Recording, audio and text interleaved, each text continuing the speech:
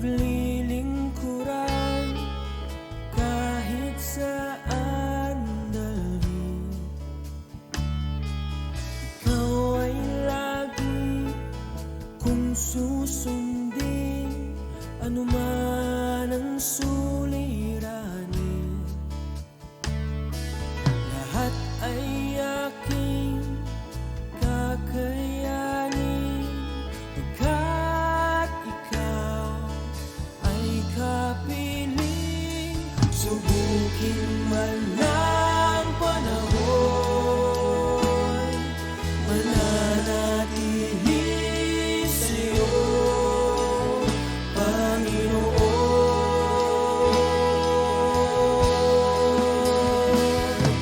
Walang alinlangang maglilingkod, walang pangambang sa'yo ay susunod. Hindi susuko at hindi ito, patuloy lamang sa iyo, Panginoon.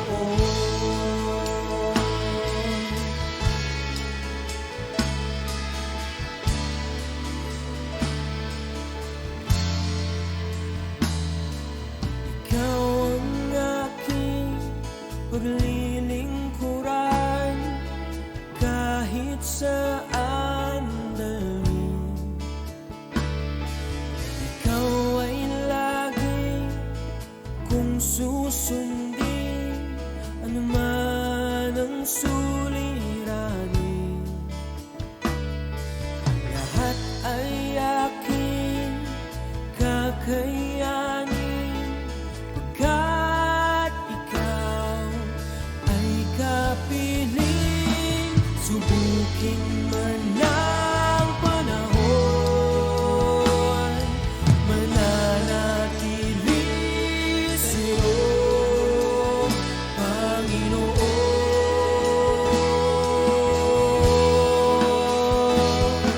Walang alinlangang maglilingkod, walang pangambang sa'yo ay susunod. Hindi susuko at hindi ito, patuloy lamang sa iyo. Walang alinlangang maglilingkod, walang pangambang.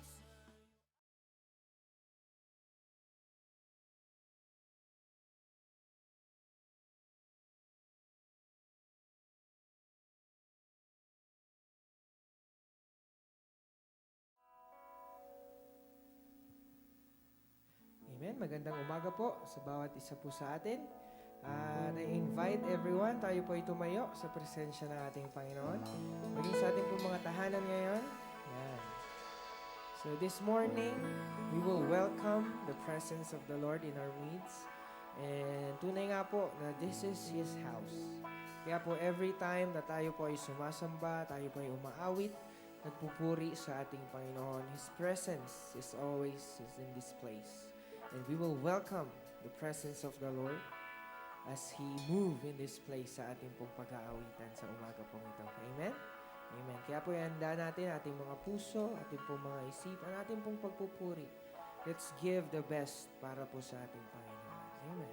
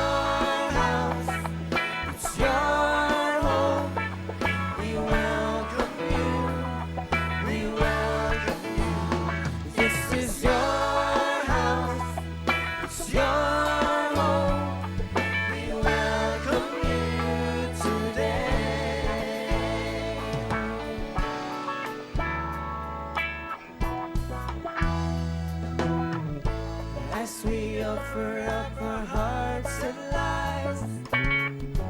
Let them be a living sacrifice. Have your way. Be glorified, Lord. Be glorified in everything we do. Be glorified in everything we say. Have your way. This is your house. It's your home. We welcome you. We welcome you. This is your house. It's your home. We welcome you today. This is your house. This is your house. It's your home. We welcome you. We welcome you. This is your house. It's your home. We welcome you today. As we pray, oh Lord, draw near. It's your heart long to hear. Oh, we long to hear. This is your house. It's your home. We welcome you. We welcome you. This is your house. It's your home. We welcome you today. This is your house. It's your home. We welcome you. We welcome you. This is your house. It's your home. We welcome you today. This is your house. This is your house. It's your home. We welcome you. We welcome you. This is your house. It's your home. We welcome you today. Welcome you today. We welcome you today. Oh, we welcome you today. Oh, Lord.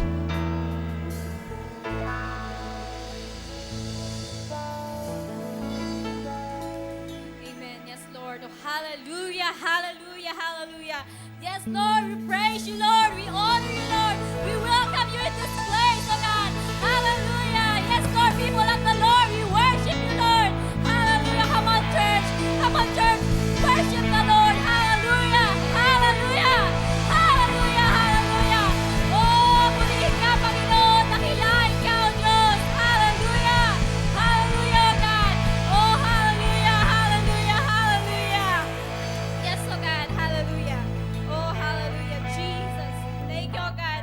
Lord, maraming pong salamat muli, oh God. Tunay nga, Panginoon, na patuloy ka namin pinupuri, pinapasalamatan, O Diyos, sa araw na to, Panginoon, sapagkat Ikaw ang Diyos na nagbigay ng panibagong buhay, O God.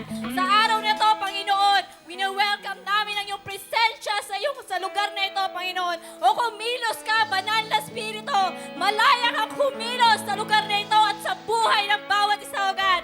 Hallelujah, hallelujah. O Diyos, hallelujah.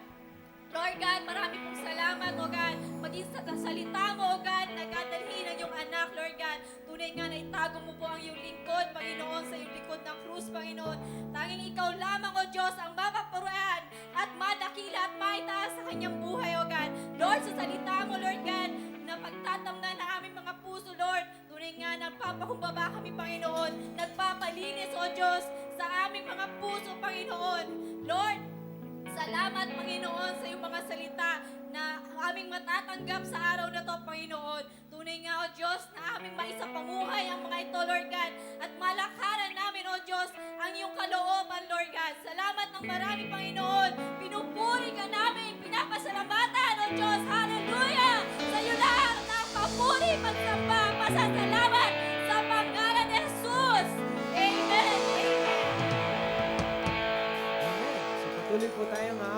ating Panginoon, patuloy natin idedeklara ang victory na nanggagaling sa ating Panginoon. Amen? Amen. Tayo umawit sa mamba sa ating Diyos.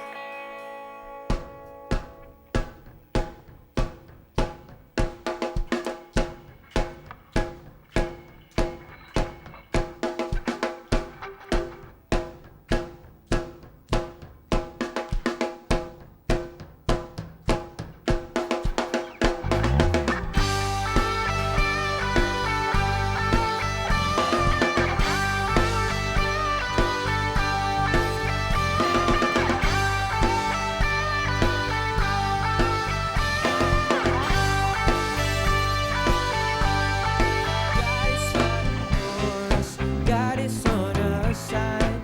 He has overcome. Yes, He has overcome. We will not be shaken. We will not be moved. Jesus, You are here.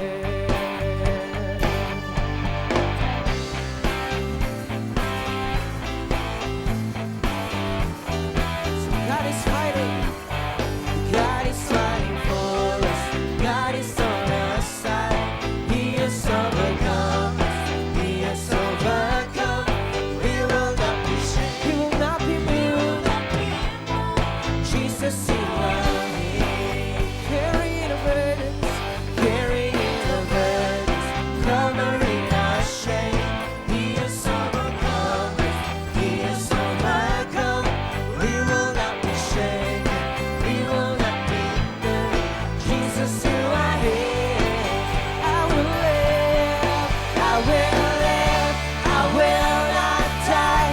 The resurrection power of Christ alive in me. And I am free in Jesus' name.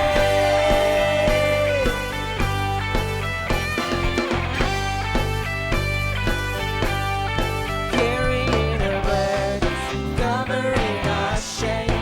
He has overcome. He has overcome. We will not be shaken. We will not be moved.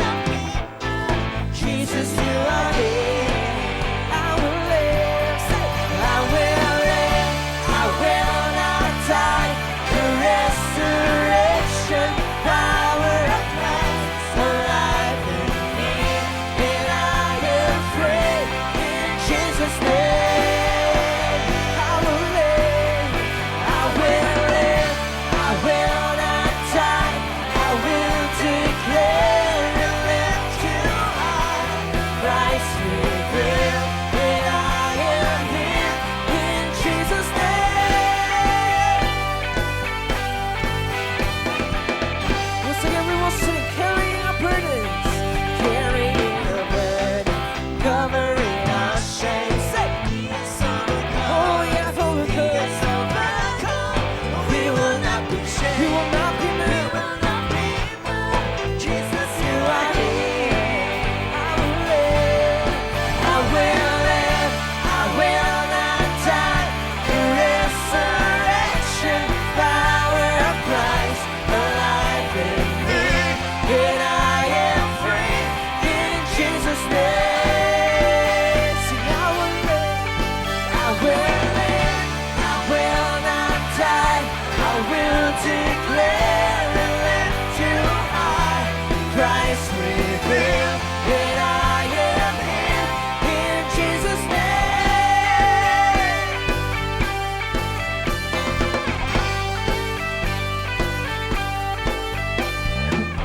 Come on, let's clap our hands para po sa ating Panginoon. Oh yes, Lord. We worship Your name. Lift Your name on high.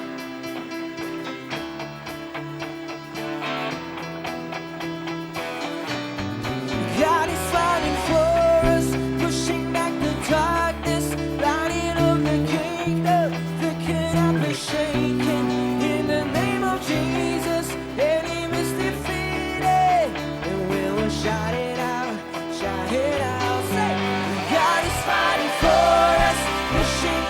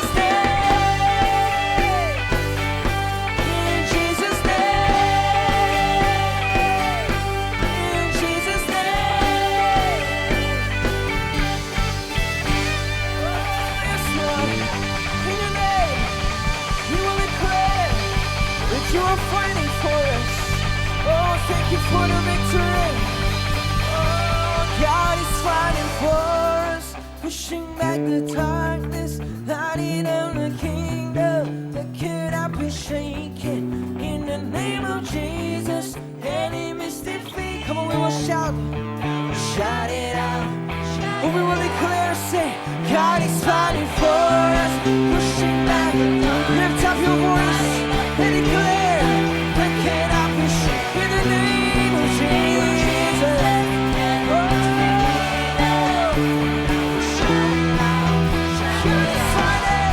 God is fighting for us, pushing back the darkness, lighting up the kingdom that cannot be shaken.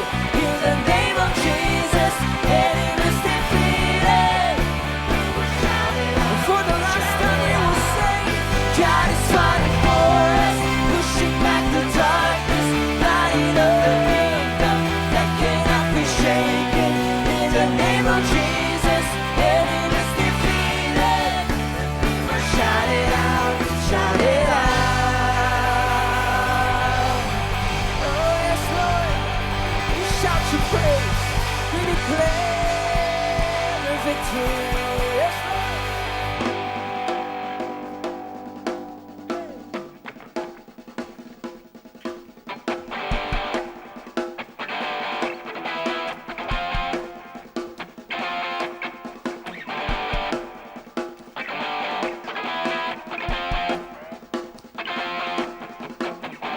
Thanks be to God who always causes us to triumph in His name. Thanks be to God who always causes us to win. Yeah. Thanks be to God who always causes us to triumph in His name. Thanks be to God. Thanks be to God. Say, we have overcome. Hallelujah. Hallelujah. We have overcome by the power of your grace, Jesus. Hallelujah. Hallelujah.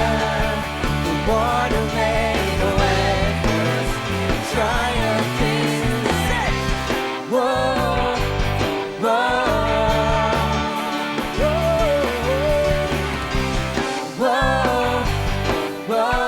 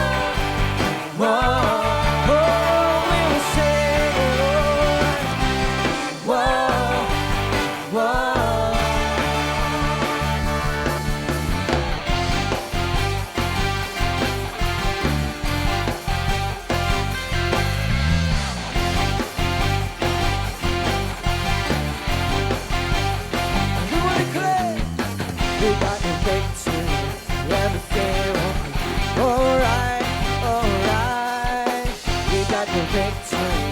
Everything will be alright. 'Cause we're on a winning side. We got the victory. Everything will be alright, alright. We got the victory. Everything will be alright. 'Cause we're on a win. We got the victory. We got the victory. Everything will be alright, alright. We got the victory. Everything will be alright. 'Cause we're on the winning side. We're on the winning side. We have overcome. Hallelujah, hallelujah. We have overcome by the power of your name, Jesus. You're the one. Hallelujah, hallelujah. The one who made a way for us. The one who made a way for us. The one who made a way for us. The triumph in his name. Whoa, whoa, whoa, whoa, whoa.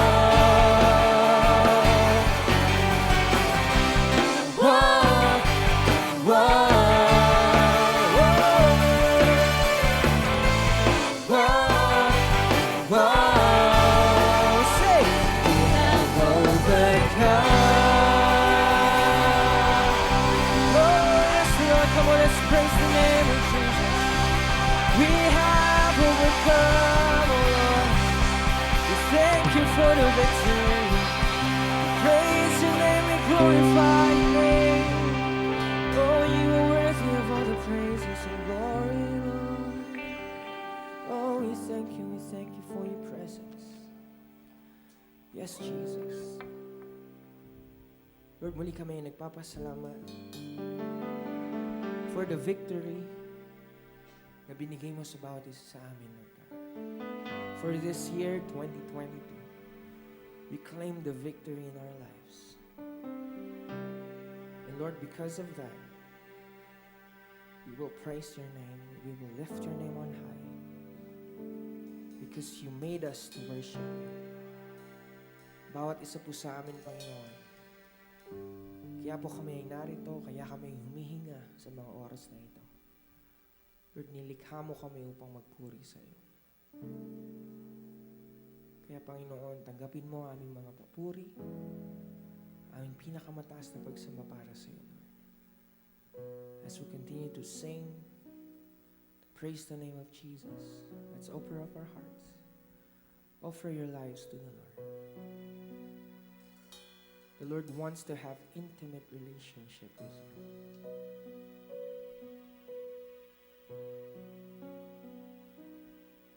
Sing to Him, face to face. Kausapin mo ang Panginoon. Hindi dahil Sunday ngayon. Hindi dahil praise and worship ngayon. Let's desire, let's choose to worship Him with all of our hearts.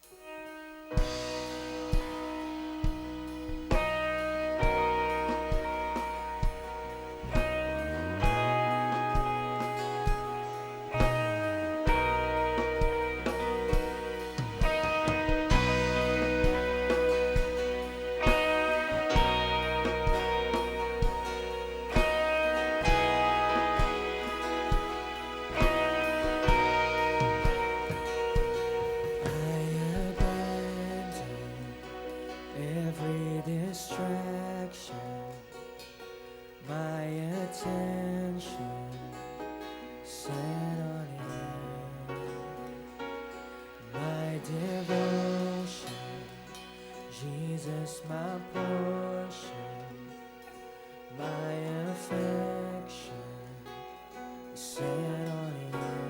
So I was made to worship. I was made for your embrace.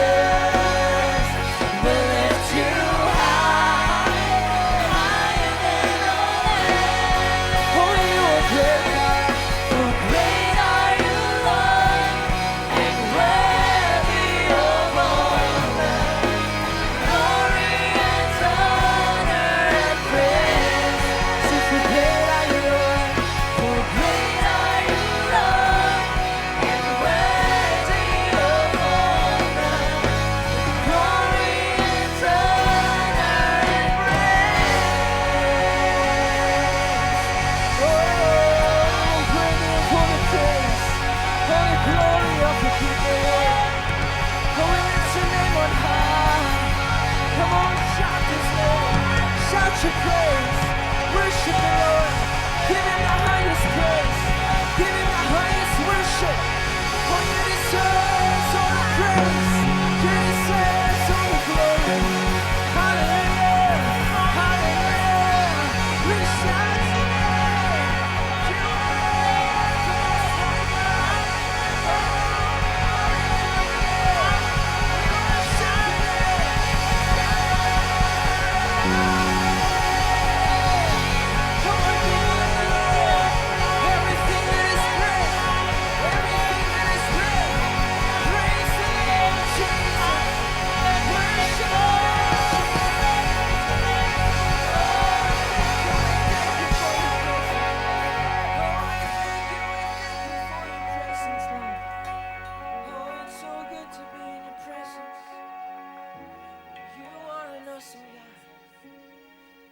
You are amazing, God, who receive the highest praises of your people. We thank you for moving in this place, Lord. Lord, we lift your name on high. Lord, for you alone deserves all the praises and glory. You alone are God. Thank you, Jesus. Lord, we know na kapag kami ay nagpupuri at umaawit sa iyo, Lord God, you are moving in our midst. And you are doing something in our lives. We thank you, Jesus. Lord, you see the deepest desires of our hearts. We just want to lift your name and give the highest glory to your name. Thank you, Lord. We thank you, Lord. Lord, as we listen to your word this morning, Lord, our hearts are ready. Our hearts are open. Speak to your people. Speak to your children, Lord. We thank you for everything, Lord God. Lord, once again, we give you the highest praise. We will give you the highest worship that you deserve, Lord. You alone are God. You alone are great. We glorify you. We praise you. In Jesus' name we pray. Amen and amen.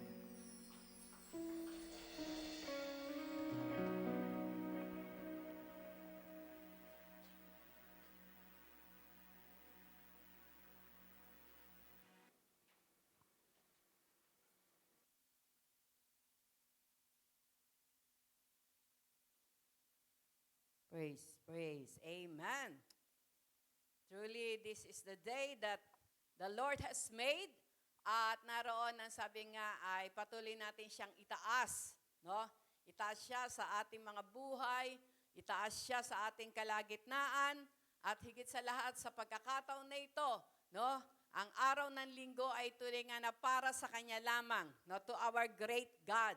Amen? Amen. Palakpakan natin ang ating Panginoon. Yes, Lord, we continuously give you all the glory, honor, and praise. Hallelujah. Thank you, Lord. Hallelujah. Sa oras na ito, purihin ng Diyos sapagkat minsan pa ay pinagtipon niya ang bawat isa sa atin. No po, naroon po na sabi nga ay bagamat, sabi nga po naroon ang gawa ng kaaway na gumagawa siya ng mga paraan para hindi makasamba ang kanyang mga anak sa Espiritu at katotohanan, pero purihin ng Diyos sa kanyang mga tunay na anak, walang makakapigil na tayo ay sumamba sa Kanya. Amen? No? Maging ang mga nasa tahanan. Ano po?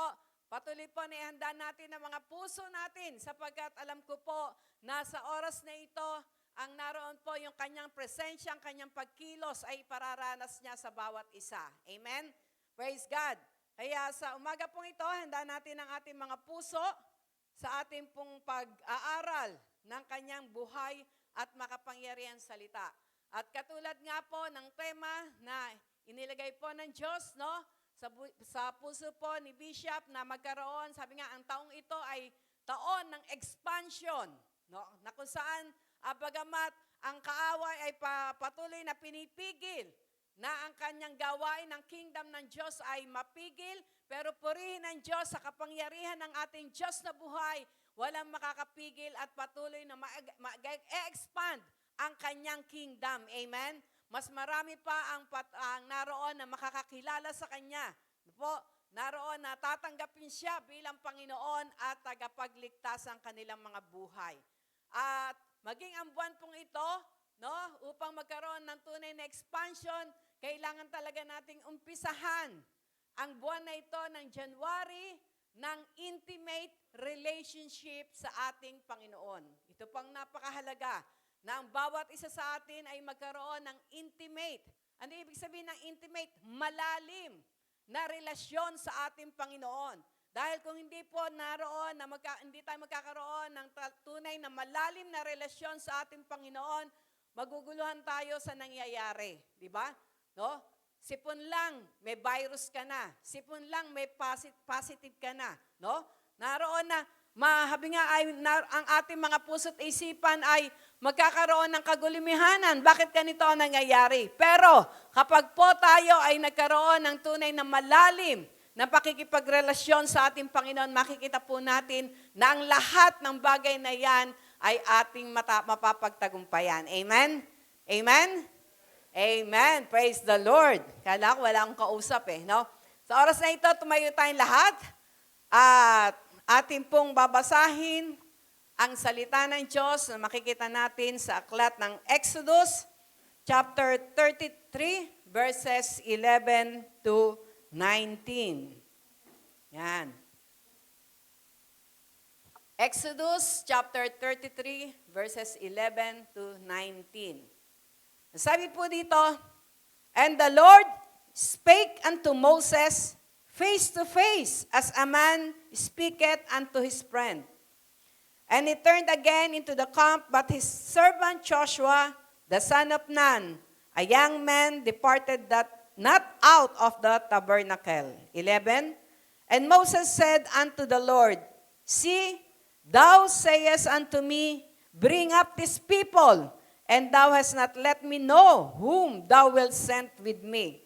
Yet thou hast said, I know thee by name, and thou hast also found grace in my sight.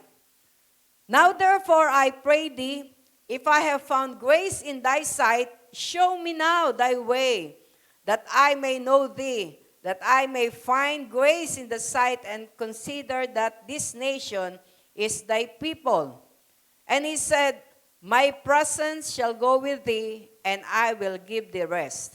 Verse 14, And he said unto him, If thy presence go not with me, carry us not up hence. Verse 15, For wherein shall it be known here that I and thy people have found grace in thy sight? Is it not in that thou goest with us? So shall we separated I and thy people from all the peoples that are upon the face of the earth.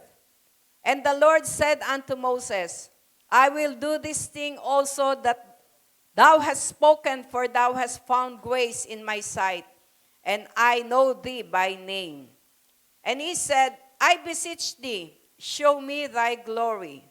Verse 18, 19, And he said, I will make all my goodness pass before thee, and I will proclaim the name of the Lord before thee, and I will be gracious to whom I will be gracious, and will show mercy on whom I will show mercy. Ang Diyos po magpapala sa pagkakabasa ng kanyang salita. Patuloy po tayo yumuko at pumikit. Ama namin Diyos, sa pangalan po ng aming Panginoong Yesus, marami pong salamat sa inyong mga salita na aming pong pagbubulay-bulayan.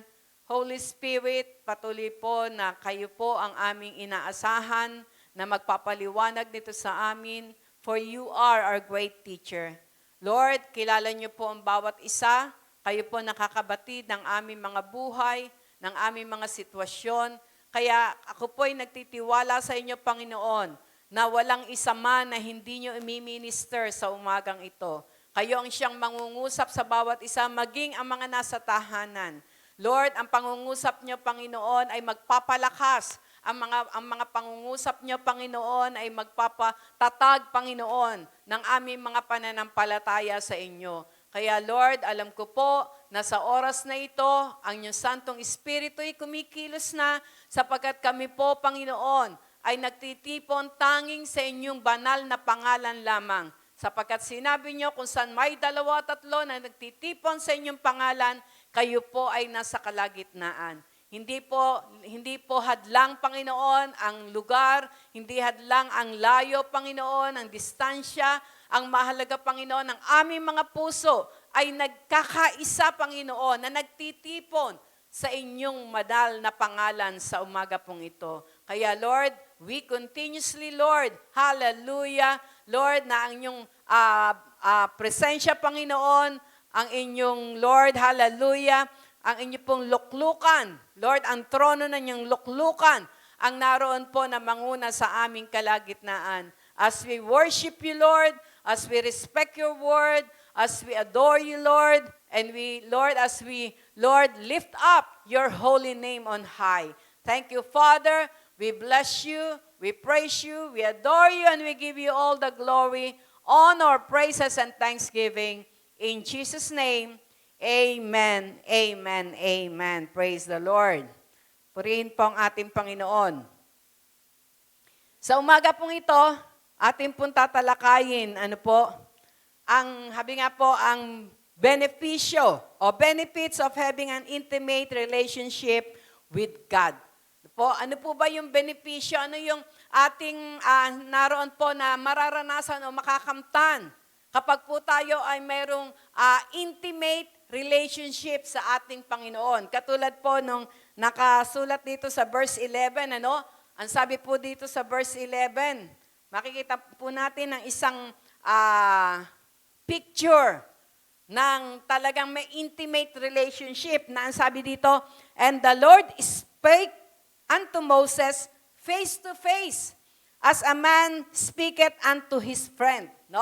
Ganun daw po yung relasyon na kung saan si Moses at ang Diyos ay mayroon. Ang sabi yan, the Lord spoke unto Moses, nakikipag-usap ang Diyos kay Moses face to face. Napakasarap po nun, di ba? Na naroon na ngayon nga po, sabi nga, maraming mga bagay na walang face-to-face. Di ba? Maging sa eskwelahan. Kaya maraming mga estudyante ngayon medyo nahihirapan. Dahil wala silang face-to-face. Nawala yung socialization, nawala yung naroon na talagang feeling mo na ikaw ay isang estudyante. Dahil nawawala yung face-to-face. Maging sa pagwo-worship ngayon. Maraming, sabi nga po, may mga laws o may mga batas na binababa na bawal ang face-to-face. Ilan lamang ang naroon na ina-allow, 30% lamang. Nakakalungkot po ang nangyayari. Pero sa mga bagay na yan, hindi po naroon na nagkakaroon ng hadlang. Hindi po kung ang gobyerno hinahadlangan ang face-to-face, pero sa ating pong Panginoon, hindi niya po ito hinahadlangan. Ito po ay nais niya na maranasan ng bawat isa sa atin. Katulad ni Moses, na kung saan siya ay kinausap ng Diyos face-to-face. Talagang harapan sila na nag-uusap. Napakasarap po, napakiramdam yon, di ba? Na talagang alam mo na nariyan sa inyong, ang presensya niya, nariyan sa iyong harapan. Kaya napakasarap po na maranasan ang tunay na intimate relationship sa ating Panginoon. At ito yung nais ng Diyos. Ito yung nais ng ating Diyos na maranasan natin. Lalo na ngayong panahabi nga po, nag-i-start ang 2022. Dahil sabi nga po, kung patuloy natin titignan yung mga news, yung mga balita na nangyayari, ay parang sabi nga po, nandun lagi na nag-i-inject ng takot. Laging nag-i-inject ng takot ang kaaway. Pero purihin ng Diyos kapag po sa ating mga buhay, iumpisahan natin na sabi nga tayo ay magkaroon ng intimate relationship sa Kanya, makikita po natin, mararanasan natin ang mga benepisyo na ito na naranasan ni Moses nung siya ay naroon na nagkaroon ng intimate relationship sa ating Panginoon. Kaya tayo po ay, sabi nga po, iikot dito sa mga verses na ito na ating binasa. Ang sabi po dito, The benefits of having an intimate relationship with God, ang sabi nga, we will experience, no? Mararanasan daw po natin una, we will experience His divine grace, no? Ang una natin naroon na mararanasan kapag po tayo ay nagkaroon ng intimate relationship sa ating Diyos katulad ni Moses, no? Na kung saan kinausap siya face to face, mararanasan natin yung kanyang divine grace, no? Ang sabi dito sa verse 12, ang sabi dito, basahin natin. And Moses said unto the Lord, See, thou sayest unto me, Bring up these people, and thou hast not let me know whom you will send with me. Yet thou hast said, I know thee. I know thy name, and thou hast also found grace in my sight. Nakita po natin, inutusan ng Diyos si Moses, pero nung pagkakataon na yon, hindi alam ni Moses sino ba makakasama niya. No? Naroon na ano ba ang gagawin niya doon sa inuutos sa kanya. Alam niya, maaaring ganun din yung ating naroon po na sabi nga ay maaaring katanungan, no? Dito sa expansion na ito na ibinababa, no? Na sabi nga po, pinapahayag ng Diyos sa pamagitan po ni Bishop na kailangan magkaroon tayo ng expansion. No po? Paano mangyayari yon? Minsan, hindi natin alam ang ating gagawin. No? Pero kung tayo may intimate relationship sa ating Panginoon, katulad ng sinabi sa verse 12, no? Naroon daw po na sabi nga, I have found grace. No? Naroon na sabi nga, and all has also found grace in my sight. No po, sabi ni Moses sa kanya, no, sa ating Diyos. Na katulad po nung sinabi doon sa 2 Corinthians chapter 12 verse 9, yung pong grace na yon, no, yung pong biyaya na yon na binibigay po ng Diyos ay katulad ng sinabi sa verse 2 Corinthians 12:9 na my grace is sufficient for you and my strength is made perfect in your weaknesses. No? Ito po yung divine grace. No? Yung divine grace na nais ng Diyos na maranasan natin. Na sa ating mga kahinaan, dahil sa biyaya ng Diyos, tayo ay nagkakaroon ng kalakasan. No?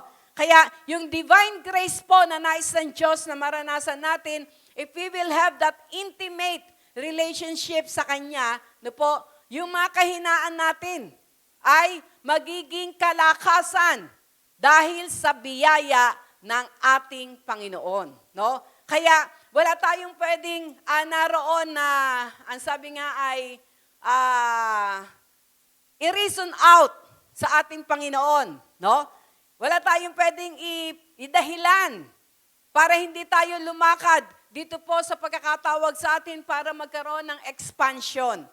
Dahil ang sabi niya nga po, mararanasan natin yung divine grace. Ano yung grace na yon? Ang sabi nga po, that grace na nagbibigay ng kalakasan sa ating mga kahinaan. No?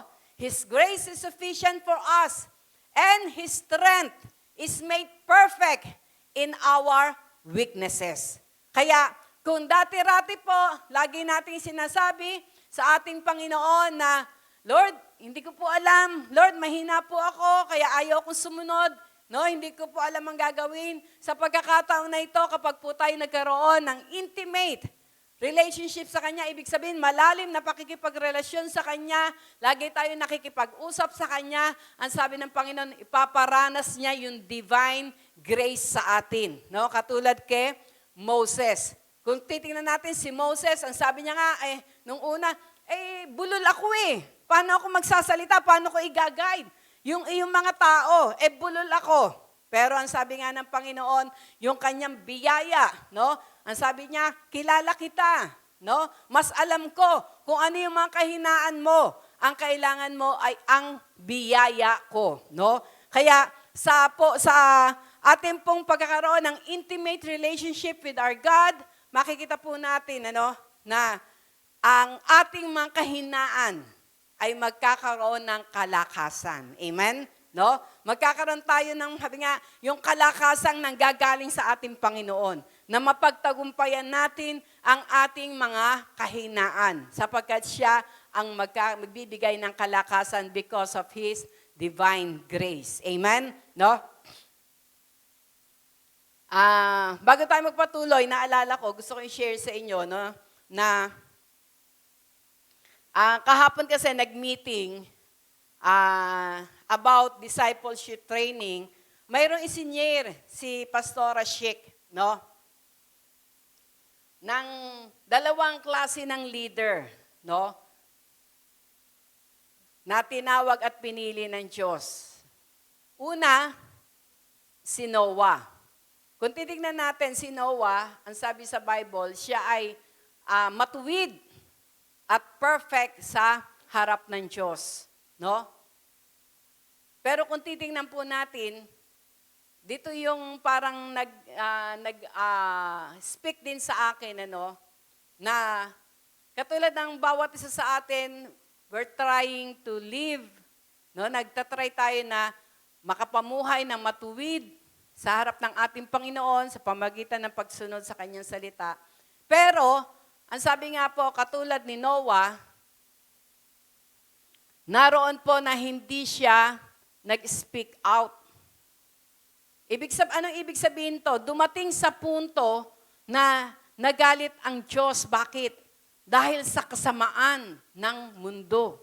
Kaya nagkaroon ng desisyon ng Diyos na gunawin. No? Naroon na, sabi nga, lipulin ang lahat ng tao sa pamagitan ng ulan, no? Ng tubig. No po? Bakit nangyari yung kung titignan natin na namuhay righteously and perfectly si Noah? Pero bakit nagpatuloy pa rin yung kasamaan? Dahil hindi nagsalita si Noah. No, maaring kinip niya yung kanyang pamilya, no? Naroon yung talagang yung mga anak niya, dinisiplina niya, yung anak niya talagang tinuruan niya na ano, kaya lang hindi sila nag-reach out ng iba. Kaya ano po nangyari? Yes, sila ay naligtas dahil nakuha niya yung naroon na instruction ng ating Panginoon na gumawa ng arko, di ba? At kung titignan natin, doon sa ginawa niyang arko, sino lang ang naligtas? Siya at ang kanyang pamilya. Pero yung mga tao sa paligid, sa buong mundo ay, sabi nga po, na-wash out dahil sa kasamaan.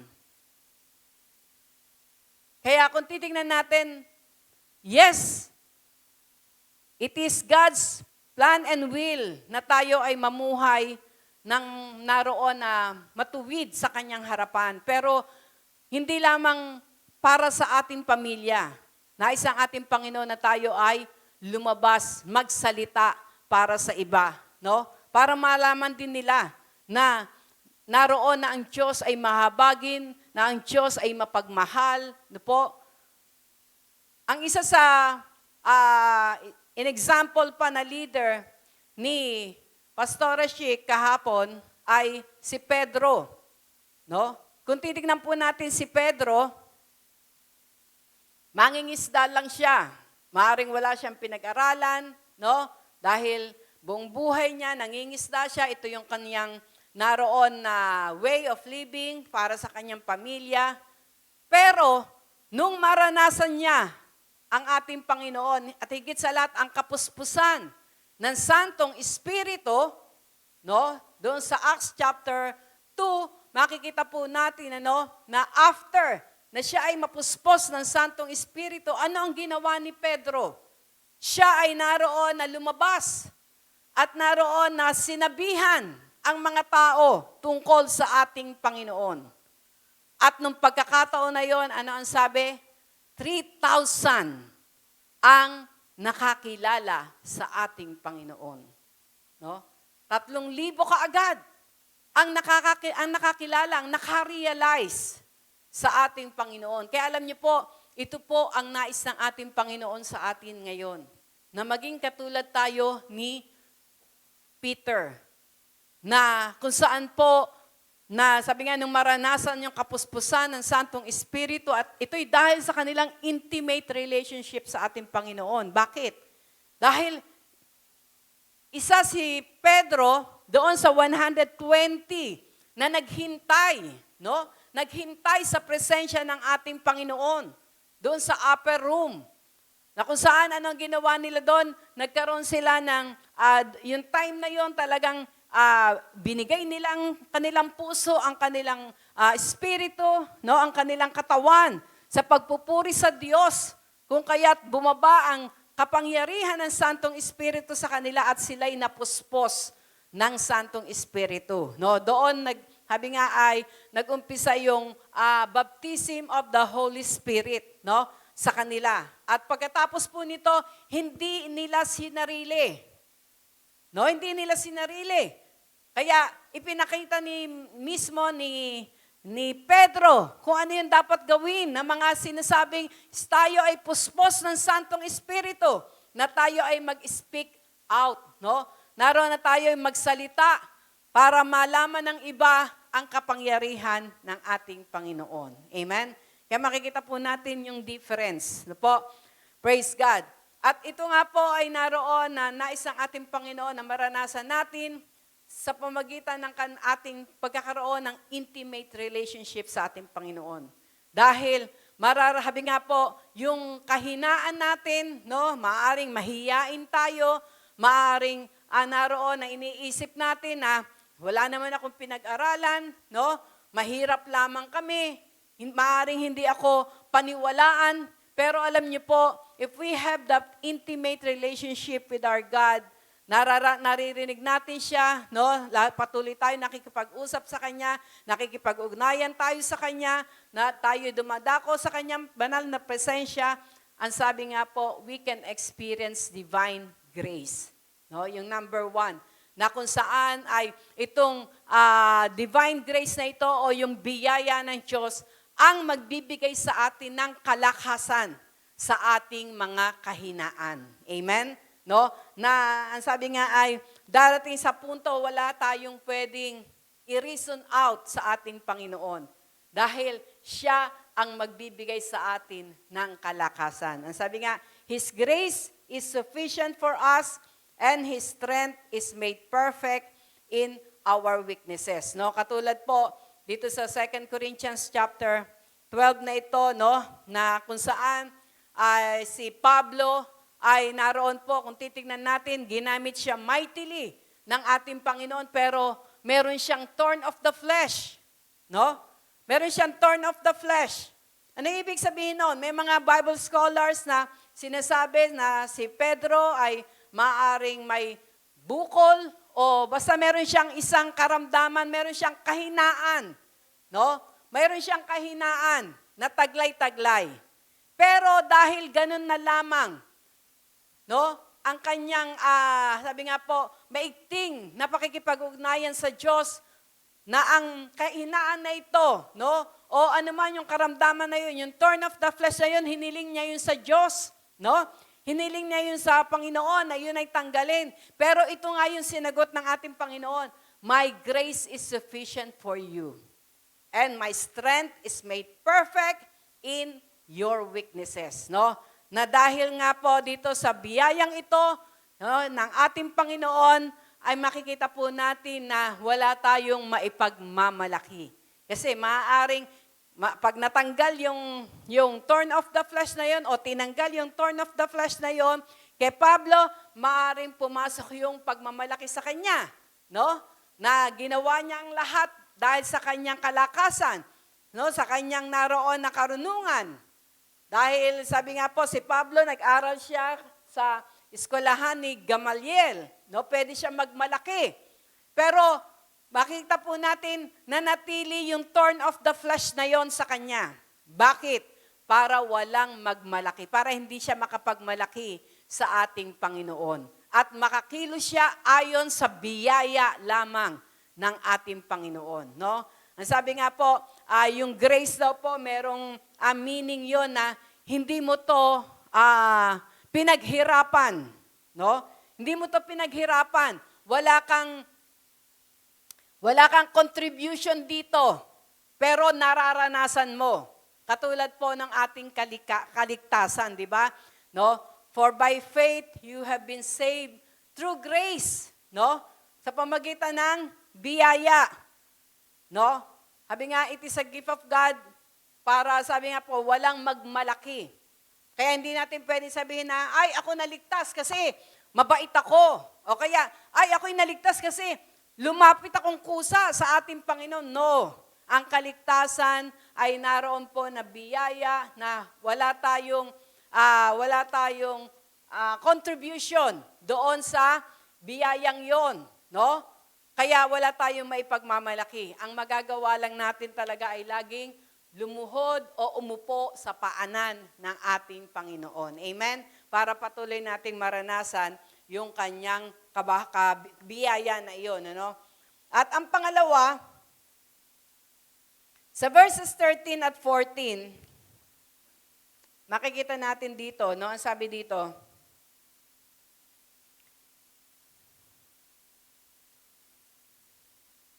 now therefore, I pray thee, if I have found grace in thy sight, no?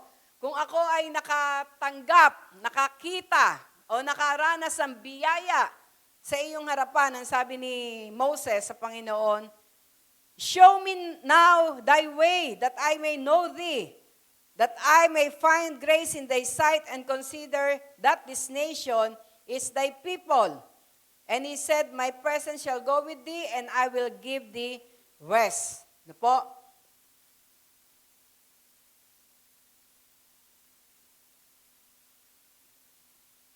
At ang sabi niya nga, sa 14, and he said, my presence shall go with thee, and I will give thee rest. Na yun. Kaya dito sa pangalawa, ano po, makikita natin that if we have that intimate relationship with our God, we will experience His divine guidance. Mararanasan natin yung divine guidance ng ating Panginoon o yung pagsama niya, no? Yung presensya, yung sabi nga po, yung guidance niya, no po?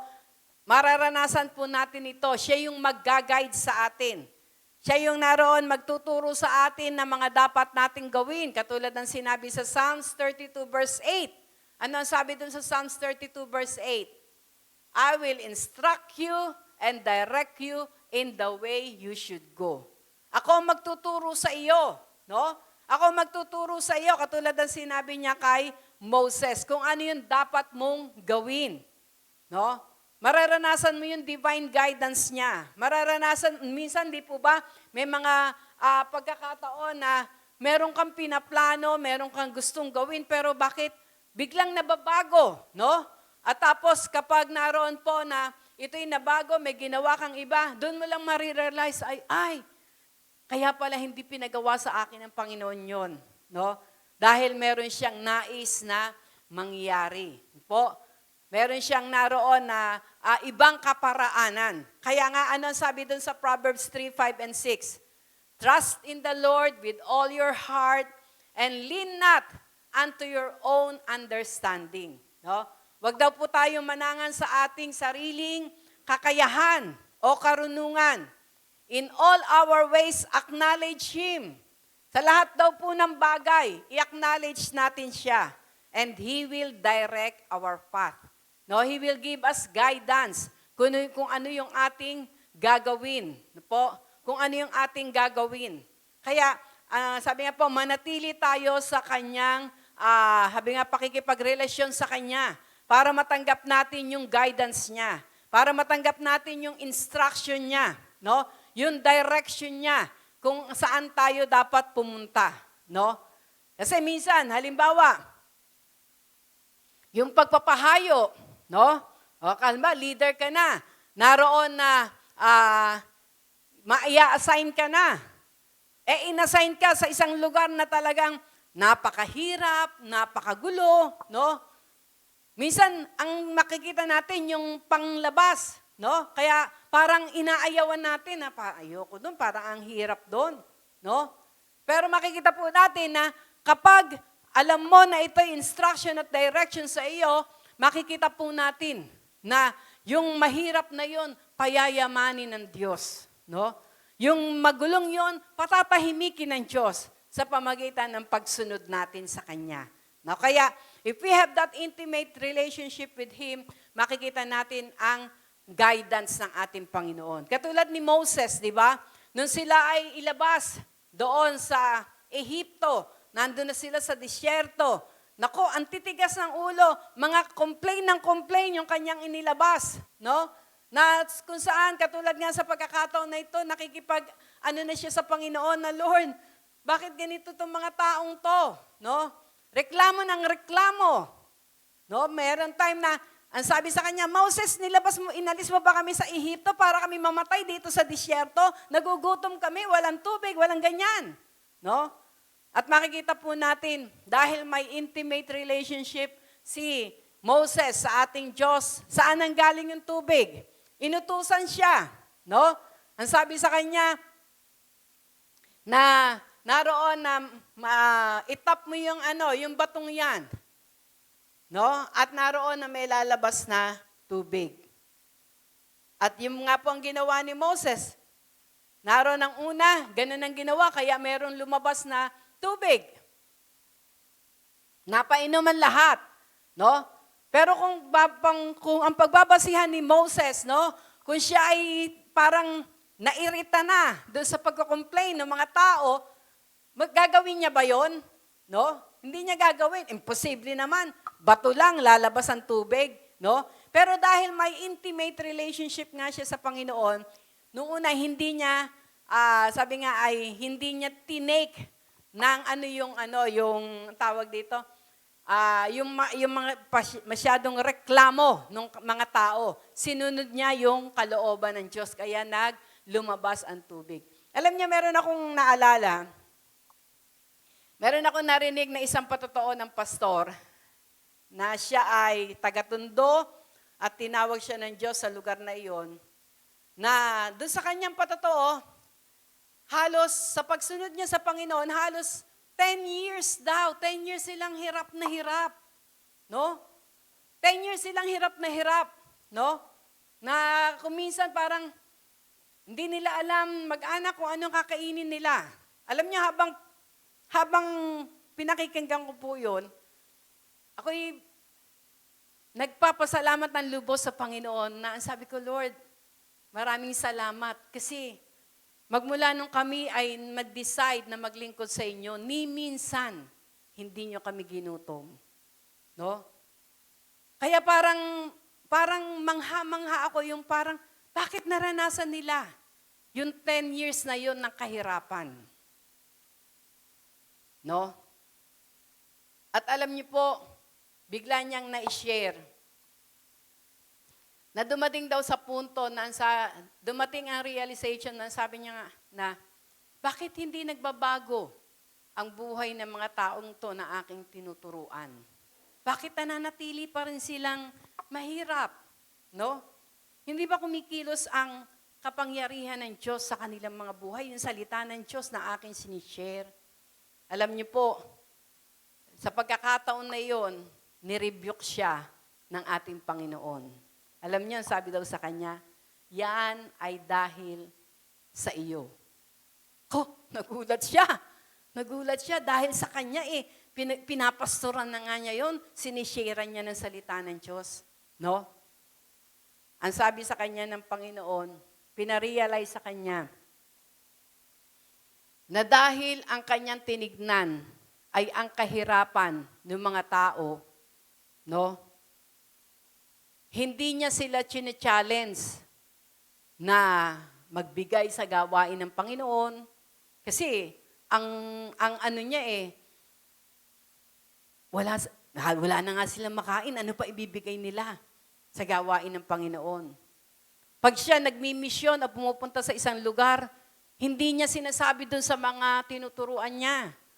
Humihingi siya ng tulong doon sa mga ninong nila sa kasal, doon sa mga kaibigan niyang ibang pastor, no?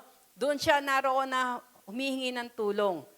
Pero nung pagkakataon na yon, nung dumating sa punto na nagtanong siya sa Panginoon at sinabi ng Panginoon na siya ang dahilan kung bakit nananatiling mahirap ang kanyang mga tinuturuan, pinakita po ng Diyos sa kanya ang sitwasyon.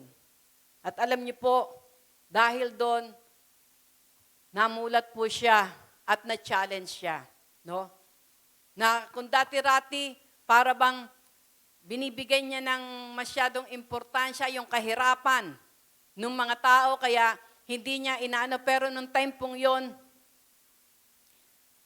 pagharap niya doon sa kanyang pinagpapastulan, humingi po siya ng tawad. No? At sinabi niya nga na, patawarin niyo ako dahil nanatili kayong mahirap dahil sa akin. Hindi nabuksan ang pintuan ng pagpapala ng Diyos sa inyo dahil sa akin. Bakit? Dahil hindi ko kayo challenge, hindi ko tinuruan na i-apply ang salita ng Diyos. Ang tinignan ko kasi ay ang kalagayan nyo. Ang tinignan ko kasi yung kahirapan nyo na hindi nyo kaya, Parang ganun lagi, yung kahinaan nila, yung kahirapan nila. Pero nung time na yon, after niya, na naroon na sabi nga po ay humingi ng tawad, no? At sabihin, challenge niya ngayon. Na ang sabi niya nga, meron po akong mission na pupuntahan at sa oras na ito, challenge ko ang bawat isa na maging bahagi. Kahit magkano, hindi kasi tinitingnan ng Diyos kung magkano. Ang tinitingnan ng Diyos ay yung puso natin, no? At alam niyo po ba, yung kanya mga, sabi nga po, pinapastulan, no? Ay talagang kahit na piso na lang ang nasa bulsa, binigay nila. Yung iba, 5 piso, yung ibang ano. Pero alam niyo po, yun ang nagbukas, no? Yun ang nagbukas ng pintuan para po dumaloy ang pagpapala. Na ang sabi niya nga po, ay ngayon po, naroon na masasagana na. No? Masasagana na yung kanyang mga pinagpinastulan na iyon, no? Nabuksan ang pintuan ng pagpapala sa kanila. Dahil natuto sila, no? Natuto sila na tanggapin o sabi nga po, ikapamuhay yung guidance ng ating Panginoon, yung instruction ng ating Panginoon, no? Kaya kapag po tayo ay mayroong intimate relationship sa ating Panginoon, sasabihin niya sa atin, no? Siguro minsan yung inyong mga kalagayan. Baka meron kayong mga ipinapanalangin o meron kayong mga dinidesire. Bakit hanggang ngayon? No? Hindi ko pa natatanggap. Bakit hanggang ngayon hindi pa rin nagbabago? No po? Hingin natin ng guidance ng Panginoon. Hingin natin yung kanyang instruction at direction. No po? Naalala ko nung nakaraan, meron po nag-message sa akin. Dati namin siyang kasama doon sa Mindoro, nung kami po ay pioneering doon, no? Doon sa kanilang lugar sa Victoria. Bigla po siya nag-message, ang sabi niya, Pastora, pakisama po sa prayer ang aking mga anak. No? Hindi ko po sila napalaki ng may takot sa Diyos, kaya ang mga buhay po nila ngayon, parang mga ano yung term niya? Parang nilulukuban daw ng kaaway. Alam niyo po, nung mabasa ko yon, ang sabi ko sa kanya, ang unang mong gawin, humingi ka ng tawad sa Diyos. Kasi siya mismo nagsabi hindi niya pinalaki ang kanyang mga anak ng may takot sa Diyos. Kaya sino ang may diferensya? Hindi yung mga anak niya. Di ba? Hindi yung mga anak niya, kundi siya mismo. Kasi hindi naman naroon na pagkapanganak mo nilulukuban na kaagad yan ng kaaway Kaya nga ang mga magulang ang best teacher, no? Kaya sabi ko nga sa kanya, ang una mong gawin, humingi ka ng tawad sa Diyos. Humingi ka ng tawad kasi hindi mo sila pinalaki ng may takot sa Diyos. Pangalawa, pagkatapos mo humingi ng tawad, hiningi ng tawad yung pagkakamali mo, i-dedicate mo sila sa ating Panginoon. No? Ay, hindi. Humingi ka ng tawad sa kanila. Yun pala yung pangalawa. Humingi ka ng tawad sa kanila. Aminin mo na kaya nagkagano ng buhay nila ay dahil hindi mo sila napalaki na may takot sa Diyos. At pangatlo, ang sabi ko sa kanya, ialay mo sila, isurrender mo sila sa ating Panginoon. Kapag sinurrender mo sila sa Panginoon, no, maaring, di ba tayo po, nung makakilala tayo sa Panginoon, yung ating mga anak, bata pa lamang, dinededicate na natin. No? Inihahandog na natin sa ating Panginoon. Bakit? Bakit kailangan yon? Kasi kapag inihandog mo ang ating mga anak sa ating Panginoon, no? Ito'y pinakitang example nung ang ating Panginoong Yesus ay ipinanganak. 8 days pa lamang. Anong ginawa nila Joseph, nila Mary? Dinala sa templo at inihandog ang ating Panginoong Yesus. Kaya yun ay isang naroon. Dahil kapag inihandog mo o pinagkatiwala mo na sa Diyos ang iyong anak, no? Meron ka ng, sabi nga po, meron ka ng right. No? Meron ka ng, pwede mo nang sabihin na, Panginoon, ang kalooban niyo mangyari sa aking mga anak kasi inihandog ko na sila sa iyo. Di ba? Inihandog ko na sila sa iyo. Kaya, hindi niya nagawa yon. Sa Panginoon naman, wala namang edad.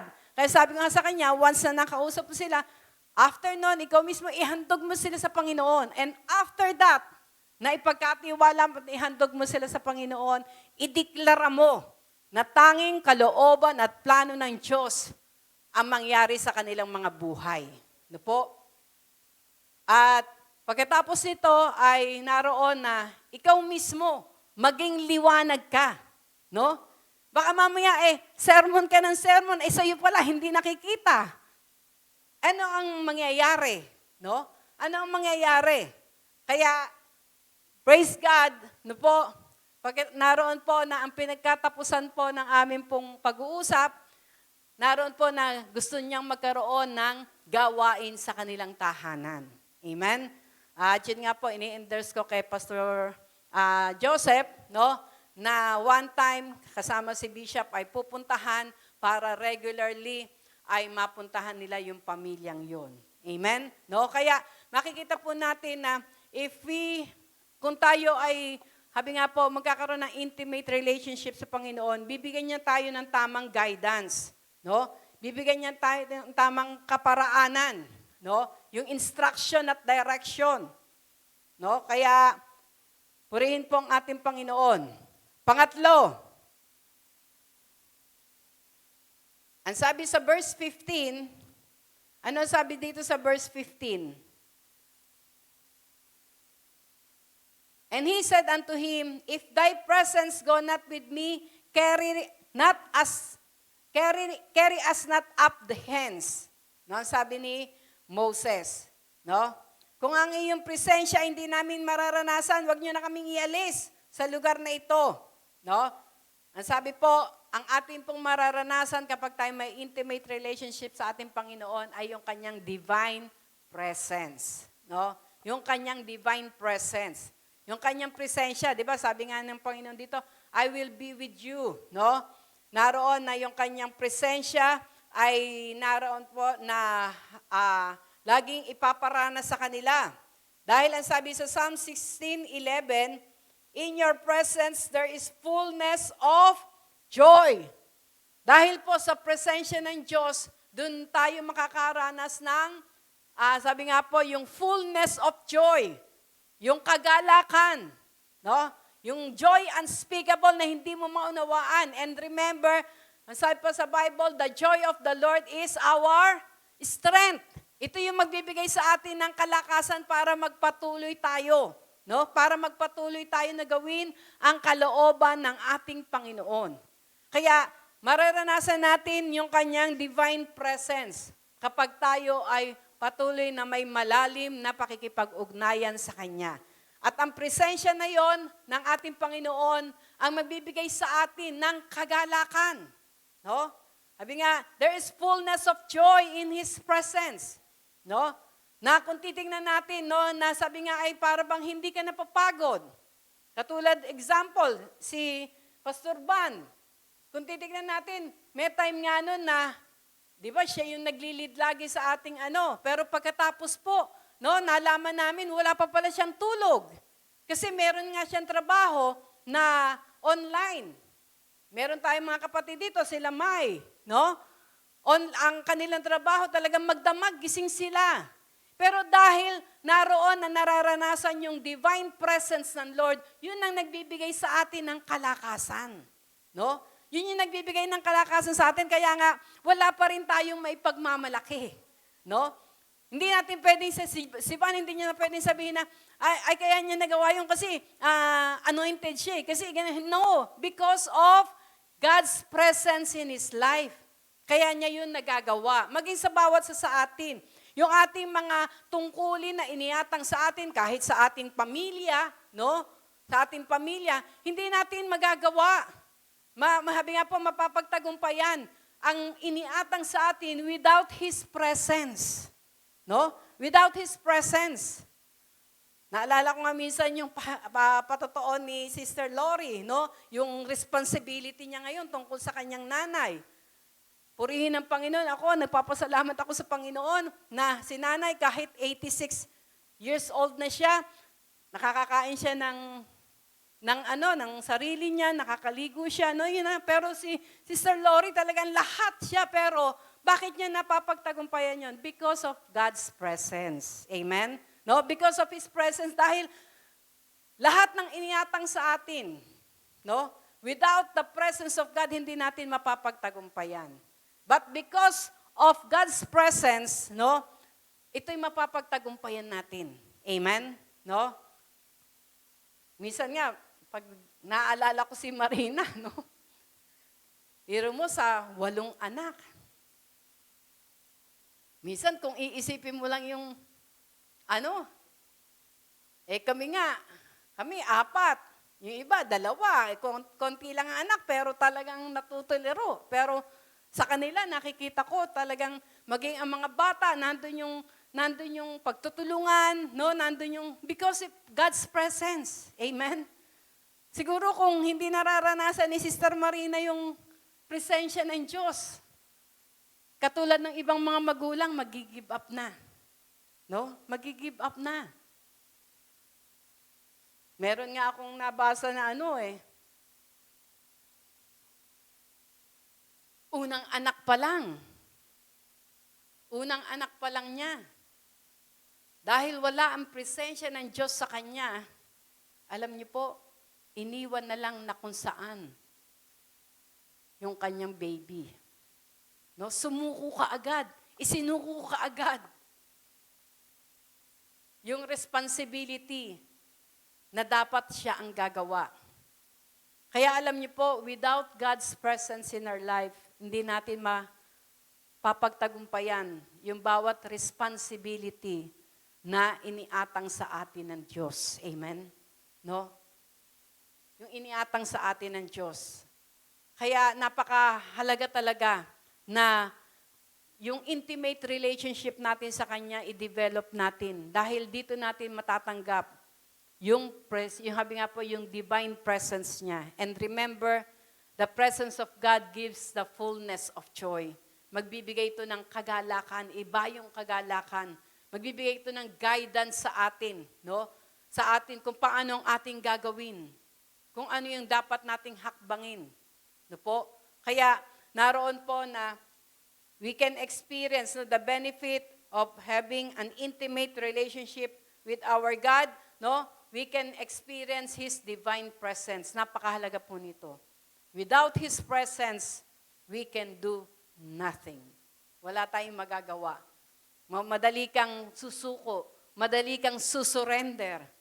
No? Ang ano pa naman natin, di ba? Do not stop, do not quit. Move forward. Makakapag-move forward ka lang if you have the presence of God. No? Kaya, isa sa benefit na ating naroon na mararanasan kapag tayo may intimate relationship sa ating Panginoon. Number 4, sa verse 16, basahin natin ang verse 16. Ang sabi sa verse 16, "For wherein shall it be known here that I and thy people have found grace in thy sight?" Paano malalaman? No? Paano malalaman ng mga tao na ako at ang mga tao nyo na sabi nga ay pinalabas nyo sa Ehipto ay talagang nakaranas, no? Nakaranas ng biyaya o yung grace sa inyong harapan. Is it not in that thou goest with us? Una, hindi ba ito yung naroon na ikaw ay sumasama sa amin? So shall we be separated, I and thy people, from all the people that are upon the face of the earth. No? Ang sabi niya dito, is it not, hindi ba ito yung pagsama mo sa amin upang kami ay maihiwalay? Ako at ang iyong mga tao, no? Sa ibang tao, no? From all the people that are upon the face of the earth. Ano ibig sabihin po nito? Kapag po tayo ay mayroong intimate relationship with our God, magkakaroon ng divine separation. Anong ibig sabihin nun? Ise-separate ka ng ating Panginoon. No? Ise-separate ka ng ating Panginoon. No? Doon sa mga tao na kung saan ay nagpapabagsak sa iyo, yung mga tao na kung saan ay hinihila ka para magkasala ka, no? Yung mga tao na kung saan ay naroon na nagiging impluwensya para hindi mo magawa ang kalooban ng ating Panginoon. If we have that intimate relationship with our God, no po, magkakaroon ng divine separation. Na kumbaga makikita, sabi niya nga dito, no, dahil sa pagsama ng Diyos, ihiwalay niya, no? Hihiwalay niya tayo doon sa worldly, no? Kaya 'di ba, yung katulad ng sinabi sa Romans 12:1 and 2, no? Ang sabi doon ni Pablo, I beseech you therefore, brethren, by the mercies of God, that ye present your bodies as a living sacrifice, holy and acceptable to God, which is your reasonable service. Be not conformed to this world, but be ye transformed with the renewing of your mind, no? That you may prove what is that good and the perfect will of God. Ibig sabihin, sa kanyang presensya, no? Sa ating pagkakaroon ng intimate relationship with Him, dahil nararanasan natin yung presensya niya, nararanasan natin yung, sabi nga po, yung guidance niya, po, makikita natin na tayo ay hihiwalay niya. No? Magkakaroon ng divine separation. Na kung dati-rati, yung habi nga po, yung hinahanap mo na kasiyahan, dati sa barkada, no? Aalisin ka niya doon. No? At ikaw ay ilalagay niya sa tunay na at mga tao na kung saan ay magbibigay ng kagalakan una sa Diyos. Amen? No, sino dito yung nakaranas na dati-rati talagang para bang hindi ka mabubuhay. Kung hindi ka pupunta dun sa mga kabarkada mo, mag-iinuman kayo. No? Magagawa ng mga bagay na iyon. Pero nung maranasan mo ang ating Panginoon, no? Nung ikaw ay magkaroon ng, habi nga, relasyon sa ating Panginoon, bagamat hindi pa deeper, hindi pa intimate, pero meron ng separation. No? Meron ng paghihiwalay sa iyo. No? Meron ng paghihiwalay sa iyo. At doon sa paghihiwalay na yon, yung paghiwalay sa iyo, doon sa mga tao na, habi nga po, hahatak sa iyo sa kasalanan, ay naroon na hindi ka maaapektuhan. No? Hindi ka maaapektuhan, kundi naroon na makikita mo sa iyong puso, makikita mo sa buhay mo na magpapasalamat ka sa ating Panginoon. Amen? No? Kaya, ang sabi nga dito, no, doon sa binasa natin, hindi ba pagpapatunay na kapag ikaw ay talagang nararanasan namin, ihiwalay mo kami sa mga tao, no, sa ibang tao dito sa face of the earth. Ito nga, inano niya, yung sa, no, meron talagang difference. Makikita natin talaga yung difference ng mga may intimate relationship sa ating Panginoon. Na kung dati-rati, halimbawa, nanay tayo na dati-rati, ang hilig mo ay makipag-chikahan, no? Na sa kachichika mo, hindi mo na napapakain ng mga anak mo, no? Pag natin gamitin ng salitang chismis, baka masaktan yung iba. Chika na lang. No? Kachichika mo doon sa iba, hindi mo na nagagawa yung responsibility mo. No? Pag uwi mo, pagagalitan mo pa yung mga anak mo, na dapat na ikaw ang nagsaing, magagalit ka sa kanila, hindi sila nagsaing. No? Nawawala ka sa hulog. No? Pero, once na nagkaroon ka ng relationship sa ating Panginoon, aalisin ka niya doon at magiging responsible na ina ka na. Amen? No, magiging responsible ka na, no, sa katungkulan na pinagkatiwala sa iyo ng ating Panginoon. Kaya magkakaroon ng divine separation, no? Divine separation. We can experience that divine separation if we have that intimate relationship with our God. Amen. At ang panglima, sa verse 17. Ang sabi dito sa verse 17,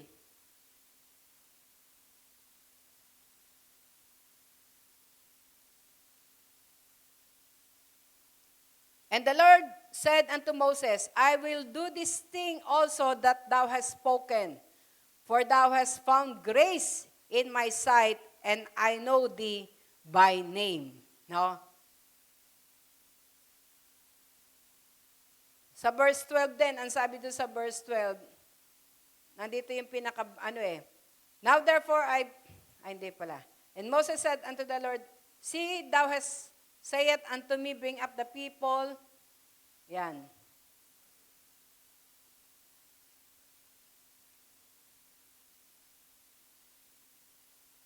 Ang nais kong dito sa verse 17, mararanasan natin yung divine favor ng ating Panginoon. Yan, yung sabi dito sa 17 na, and the Lord said unto Moses, I will do these things also that thou hast spoken, for thou hast found grace in my sight, and I know thee by name. Amen. No?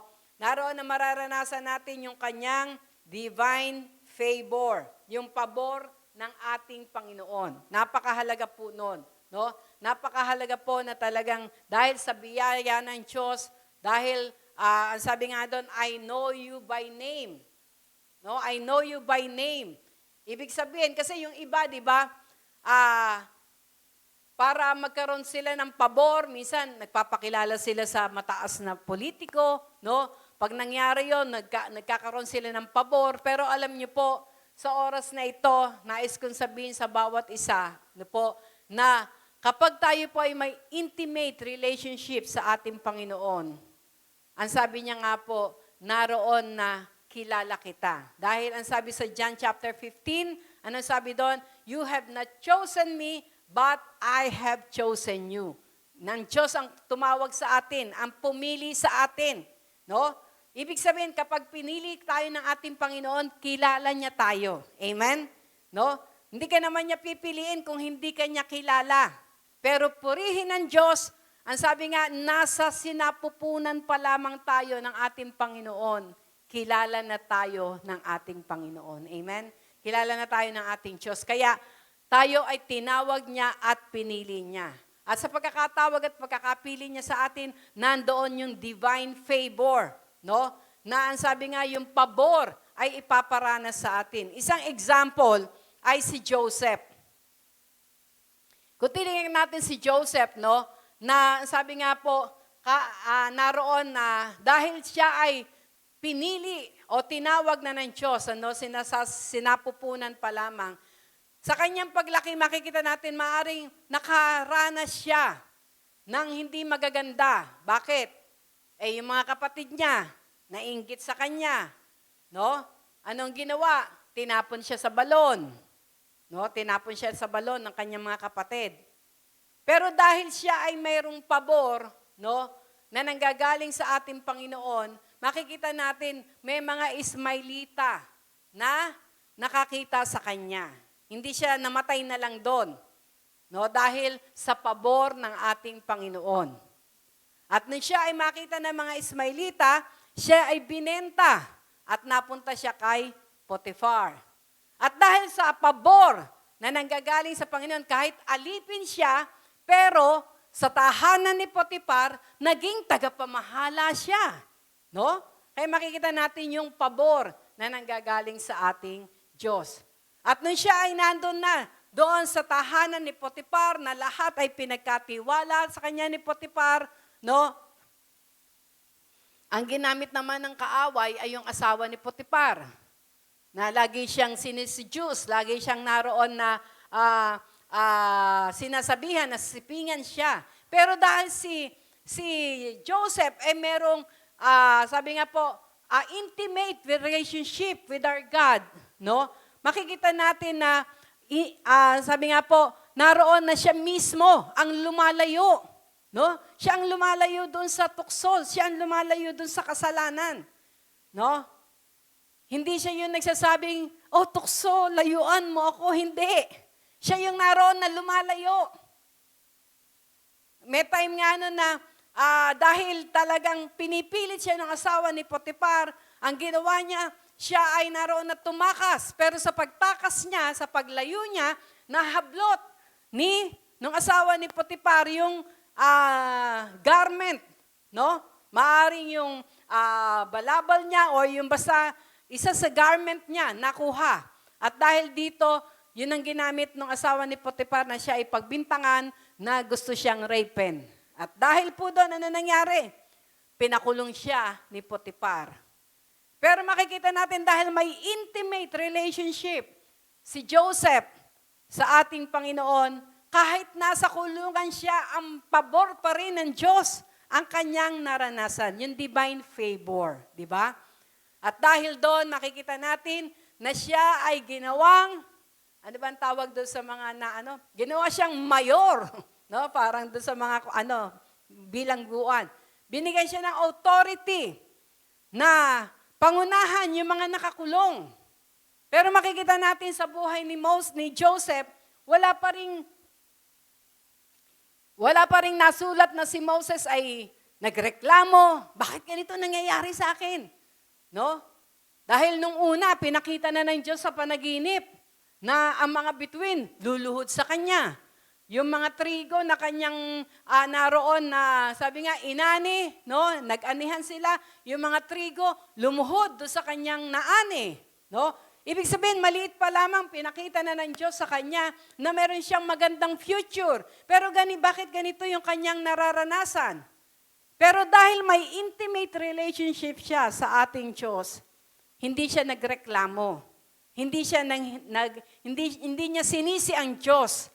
Hindi siya naroon na tumalikod sa Diyos. Nanatili pa rin yung kanyang intimate, yung kanyang yung panalangin niya, yung naroon na ginagawa niya na pakikipag-ugnayan sa Diyos. No?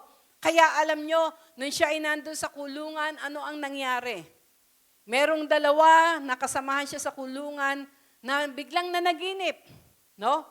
Biglang nanaginip, yung cupbearer, no? Tsaka yung isa, yung baker. At makikita natin na dahil yung panaginip ng cupbearer tsaka ng baker, na nagkaroon sila ng parang alalahanin, sinabi nila yun kay Joseph. At ginamit ng Diyos dahil si Joseph ay mayroong pabor galing sa Diyos, binigyan siya ng talino para sabihin dun sa dalawa niyang kasama sa bilangguan kung anong ibig sabihin nung kanilang panaginipan. At dahil doon, makikita natin na yun ang naging way na siya ay mailipat sa palasyo. Dahil yung isa, sinabi niya na, ay ganito ang mangyayari sa iyo, makakalabas ka nga pero papatayin ka. Yung isa naman, ay ikaw mababalik ka sa paglilingkod mo sa palasyo. No? Ganun po yung nangyari. Kaya, nung time na napalabas na nga yung mga yon, nangyari yung isa, namatay. Pero yung isa, nabalik sa paglilingkod sa palasyo. Si Joseph, naiwan pa rin sa kulungan. No?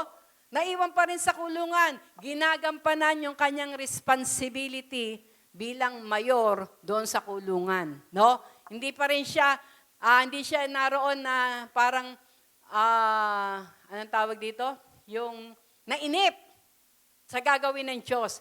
Dahil meron siyang kagalakan, yung divine presence ng Lord, yung divine guidance ng Lord, yung divine favor ng Lord, nararanasan niya, kaya patuloy pa rin na ginagawa niya lamang kanyang responsibility. Kaya dumating sa punto na nagkaroon ng hindi magandang panaginip, yung paraon, naligalig din siya, no? Pinatawag niya lahat, yung mga sorcerers, yung mga manghuhula, yung mga may mga magic doon sa kanyang kaharian para interpret kung ano yung kanyang ginawa, pero walang makapagsabi. No? Pero biglang naalala, noong dating nakakulong na ngayon ay nasa palasyo na sinabi niya, ay mahal na ari, meron po palang isang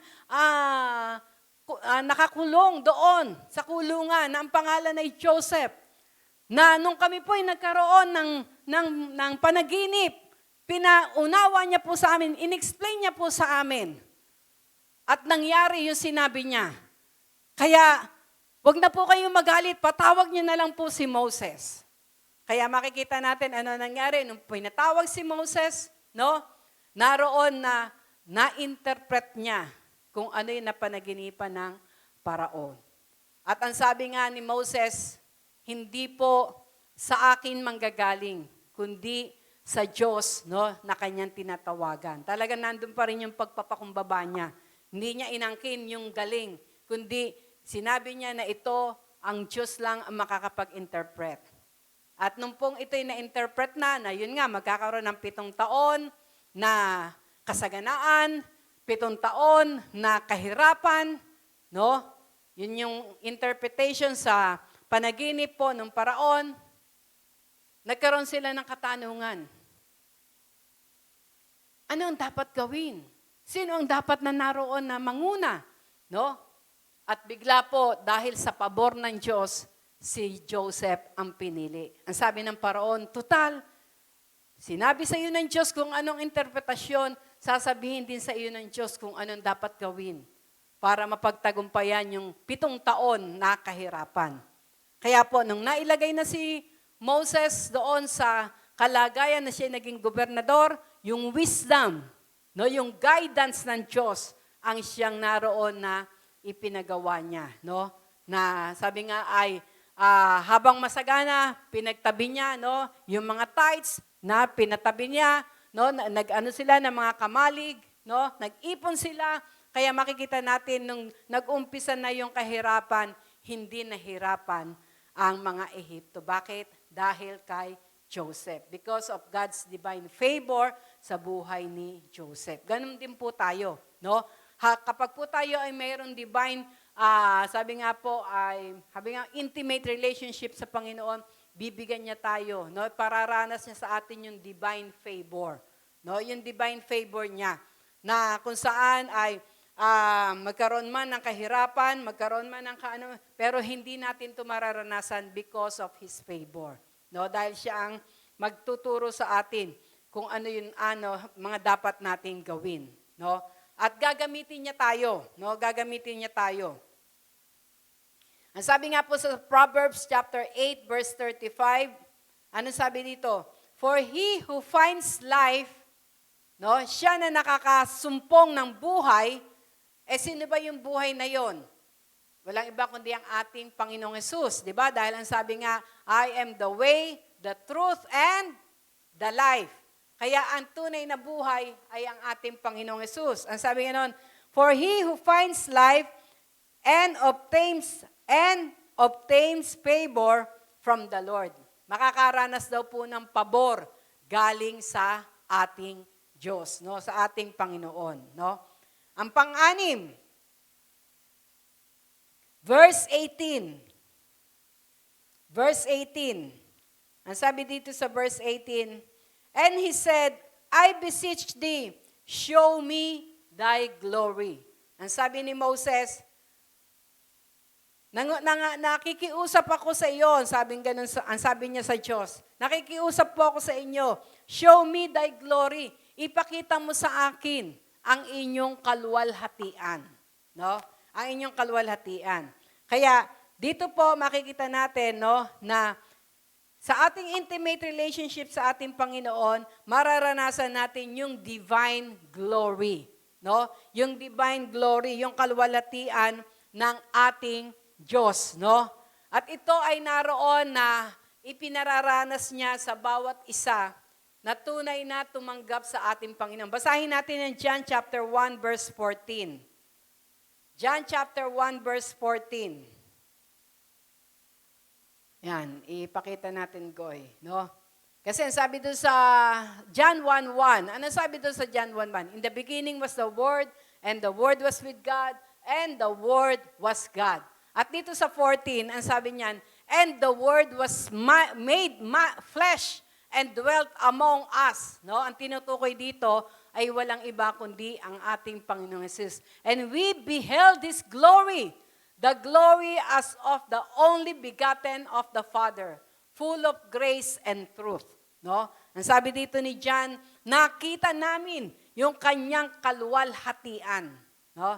Yung kanyang kaluwalhatian. At ito ay naroon na matatagpuan lamang sa ating Panginoong Jesus. Kaya mapalad po tayo dahil naroon po na sa pagtanggap natin sa ating Panginoon bilang Panginoon tagapagligtas, naroon po na mararanasan natin yung kanyang kaluwalhatian. No? His glory. We can experience His glory. No?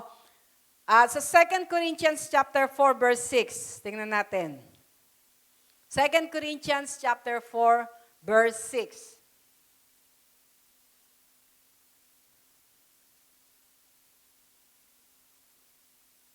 Goy. 2 Corinthians chapter 4 verse 6. Yan. Basahin po natin. For God who commanded the light to shine out of darkness had shined in our hearts to give the light of the knowledge of the glory of God in the face of Jesus Christ. No? Tingnan natin, ulitin. For God who commanded the light to shine out of darkness. No? Dahil daw sa Diyos na nag-command na ang liwanag ay naroon lumabas mula doon sa kadiliman, had shined in our hearts, na siya din nagpaliwanag sa ating mga puso to give the light, no, para maibigay o matanggap natin yung liwanag ng kaalaman, no? Light of the knowledge of the glory of God, no, in the face of Jesus Christ, sa pamagitan daw ng ating Panginoong Jesus, no? Kaya sa patuloy nating pagkakaroon ng intimate relationship sa ating Panginoon, we can experience His glory, no? The divine glory, no? Ma-experience natin 'yon, yung kanyang kaluwalhatian. Po? Praise the Lord. At ang panghuli, sa verse 19, no? Sa verse 19, ito daw po yung isa sa katibayan that His glory will be revealed unto us. And He said, I will make all my goodness pass before thee, and I will proclaim the name of the Lord before thee, and will be gracious to whom I will be gracious, and will show mercy on whom I will show mercy. Amen. Ang pang-anim, pampito, we can experience the divine goodness and mercy of our God. Mararanasan daw po natin yung kanyang kabutihan, no? At yung kanyang kahabagan sa ating mga buhay. Katulad ng sinabi ni David, no? Doon sa Proverbs 23, sa Psalms 23. Ano sabi niya doon sa Psalms 23 verse 6? Ang sabi ni David doon, surely goodness and mercy shall follow me all the days of my life, and I will dwell in the house of the Lord forever. Amen? No? Naroon daw po na sa patuloy nating pagkakaroon ng intimate relationship sa ating Panginoon, surely, no? Makita natin, ano, sabi nga ni David, talagang sure na sure siya, kaya sinabi niya, surely, goodness and mercy will follow me all the days of my life, and I will dwell in the house of the Lord forever. No? Ano ibig sabihin po nun? Mananatili siya sa presensya ng ating Panginoon. Habang patuloy niyang nararanasan yung kabutihan, no? Yung kahabagan ng ating Panginoon. Kaya sa patuloy nating pagkakaroon ng intimate relationship with Him, we can experience His divine goodness and mercy. No? Kaya napakahalaga po na sa ating mga buhay, naroon po na ito yung ating i-aim. No? Ito yung ating naroon na pagnasaan na tayo ay laging dumako sa presensya ng Panginoon. Magkaroon ng intimate relationship with Him. Ibig sabihin, malalim na pakikipag-ugnayan sa Kanya. Na katulad ng sinabi ni Pablo, dahil sa kalaliman ng kanyang pakikipag-ugnayan sa ating Panginoon, nasabi niya, whether we're eating or drinking, do it all for His glory. Ano ibig sabihin po nun? Sa lahat ng ating gagawin, no? Sa lahat ng ating gagawin, kumakain man tayo o umiinom, gawin natin para sa kanyang kalwalhatian. Amen? Kaya po, sa umaga pong ito, the Lord wants us, no? The Lord wants, gusto ng Panginoon na maranasan natin yung kanyang divine grace, yung kanyang divine presence, yung kanyang divine favor, no? Yung kanyang divine goodness and mercy, no po, para maranasan natin yung divine separation. Hindi tayo matulad dun sa mga tao na masyadong sabi nga, walang kapayapaan, no? Gusto niya ihiwalay niya tayo dun sa mga tao na kung saan na sabi nga ay nagpapatuloy dun sa kasamaan, no? He wants us to experience divine separation doon sa kanyang presensya na kung saan siya magbabago sa bawat isa sa atin. Kaya sa umaga pong ito po ang pagnasaan natin. Ito po yung ilong natin, no? Ano ibig sabihin noon? Ito yung naroon na ating isik, no? Hanapin yung kanyang banal na presensya, no? Parang maparanas sa atin, no? Iparanas sa atin yung kanyang kapangyarihan, yung kanyang kalwalhatian. Amen? Kaya sa oras po ito, tumayo tayong lahat. At tayo po ay lumapit sa ating Panginoon na magpagpapakumbaba, no? Upang maranasan natin yung kanyang kapangyarihan, yung kanyang kalwalhatian.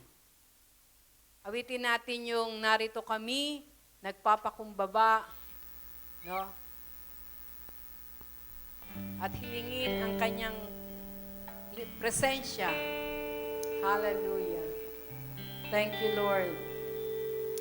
Hallelujah. Lord, sa umaga pong ito, narito po kami inyong mga anak. Maging ang mga nasa tahanan. Salamat sapagkat kilala nyo kaming lahat.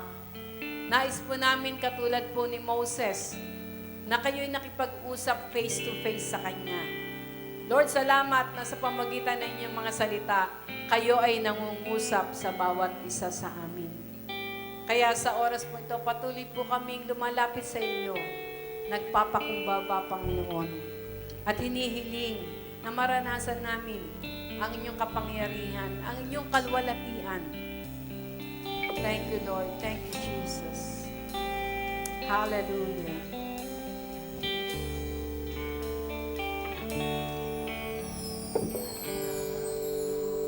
Kami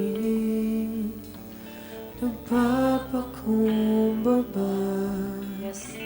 Let your presence manifest in sumasamba us. sa isang Diyos. Siya nga po, Lord. Makita niyo ang aming tunay na pagsamba sa umaga. Hanap namin karigtan ang iyong mukha, sumasamo sa iyong pagkilos,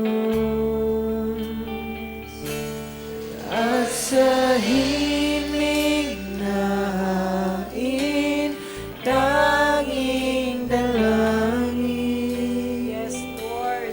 Katagpuin niyo po ang bawat isa sa umaga pong ito, Panginoon, maging ang mga nasa tahanan. Minsan pa, narito kami. Yes, Lord, habang ang bawat sa inyo nagpapakumbaba, katagpuin nyo, Panginoon. Katagpuin nyo, hinguin nyo, mangusap kayo, Panginoon. Let your divine presence, Lord, manifest in the life of your people right now. Yes, oh God. Hanap namin karigtan ng iyong mukha. Sumasamo sa iyong pagkilos at sa himig na hain tanging dalangin. Yes, Lord. Oh, yes, oh God. Katagpuin nyo kami, Panginoon. Iparanas nyo, Diyos, ang inyong Paranas kapangyarihan. mo sa Yes, oh God. iyong kapangyarihan. Iparanas mo ang inyong Pagmaras mo sa amin Oh, ang iyong kaluwan at tiyan hanggang ang aming kaluluwa'y mapuspos ng lubusan at sa aming kalagitnaan ay lumabas ang kalangitan. Yes, Lord. Hallelujah. Nakilang iyong Iparanas mo ang iyong kapangyarihan, oh Lord. Maging sa mga tahanan, Panginoon, ng iyong mga anak. Oh, let your power, let your presence, let your glory, yes, oh Lord, manifest, oh Lord. Oh, yes.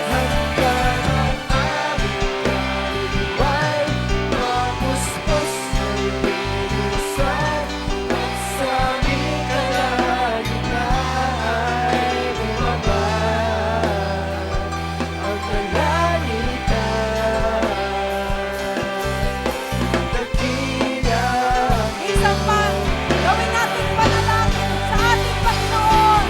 Yes, oh Lord. Yung kapangyarihan Lord.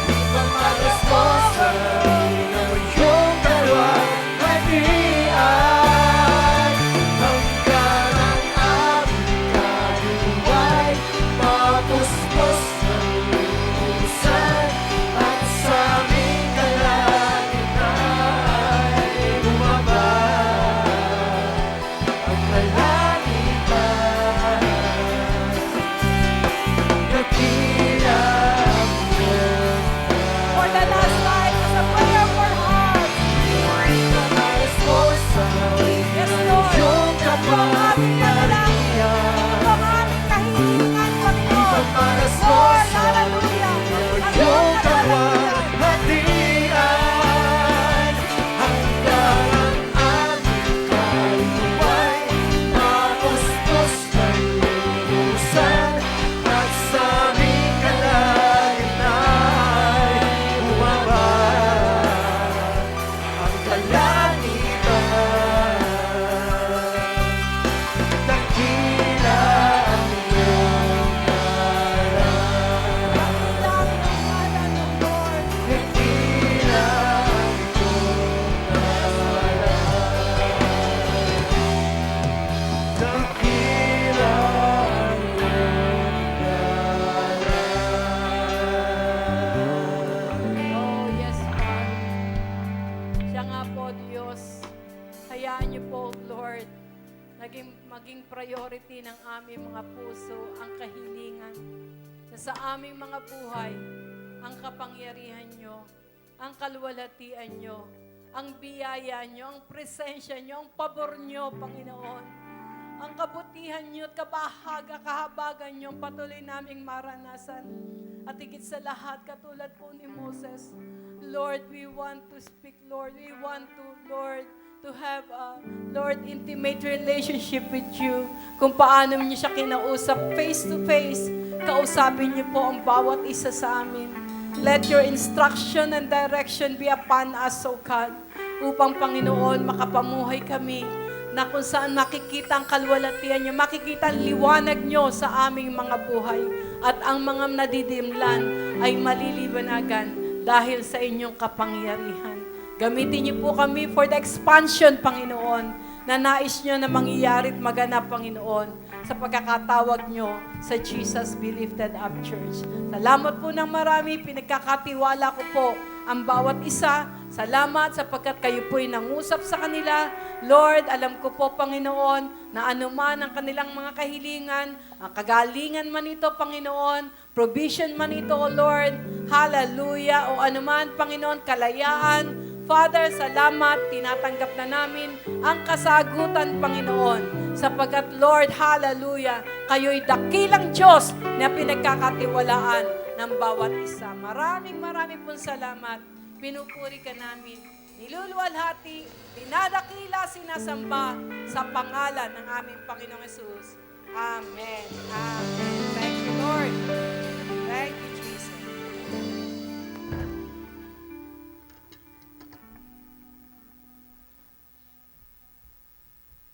Amen.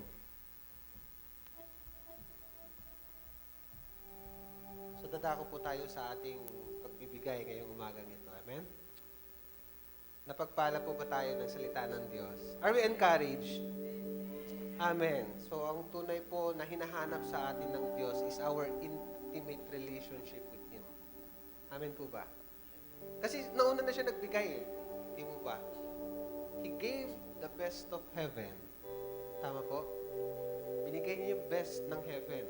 So, ibig sabihin, dahil mahal niya ikaw at ako, because if we have that intimate relationship to a person, you can give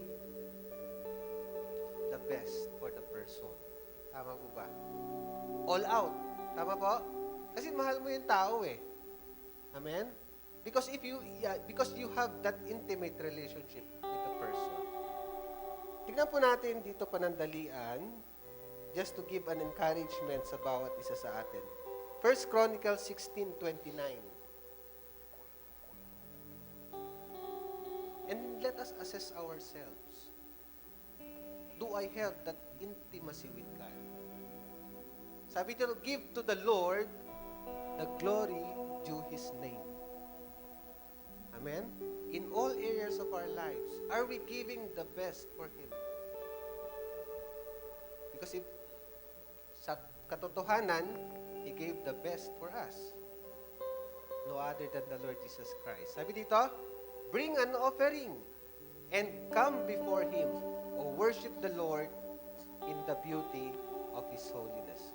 Worship na tinutukoy dito, hindi lang yung awitan. Amen? Hindi lang yung sayawan, hindi lang yung tugtugan. Amen?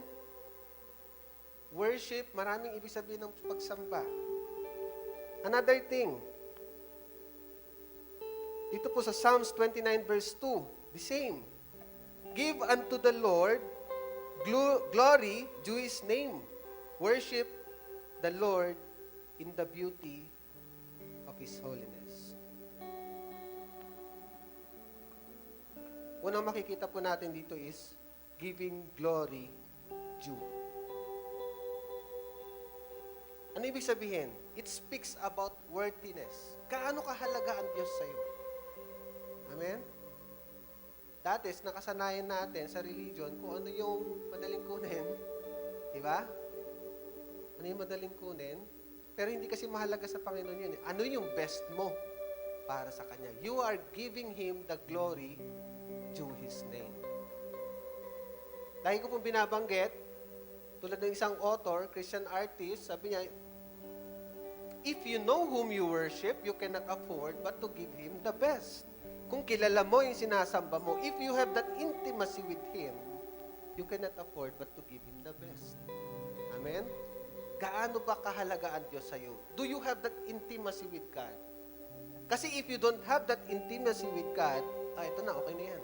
Pwede na yan. Amen? Parang sinabi mo sa anak mo, okay na yan. Samantalang higit pa doon yung dapat mong ibigay. Tama po? Amen? Because you have that intimacy with Him, all out ka dapat magbigay sa Diyos. Amen? Bakit? We cannot outgive God. Hindi natin pwedeng higitan ng Diyos. Amen? Let's renew our mind. Sabi nga, what controls the mind controls the man. If money is controlling your mind, definitely that money is controlling you. Amen?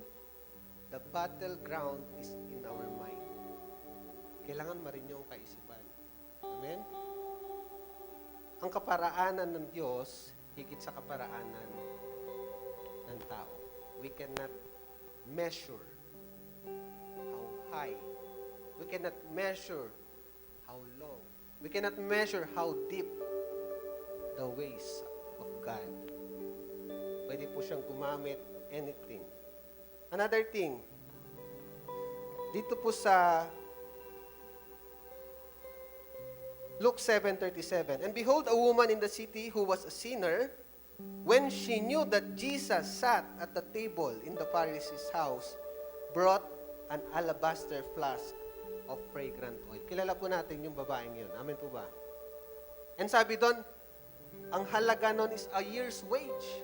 Kung sumasahod ka sa isang buwan, halimbawa, 10,000, sa panahon natin, parang ang halaga nun is 120,000.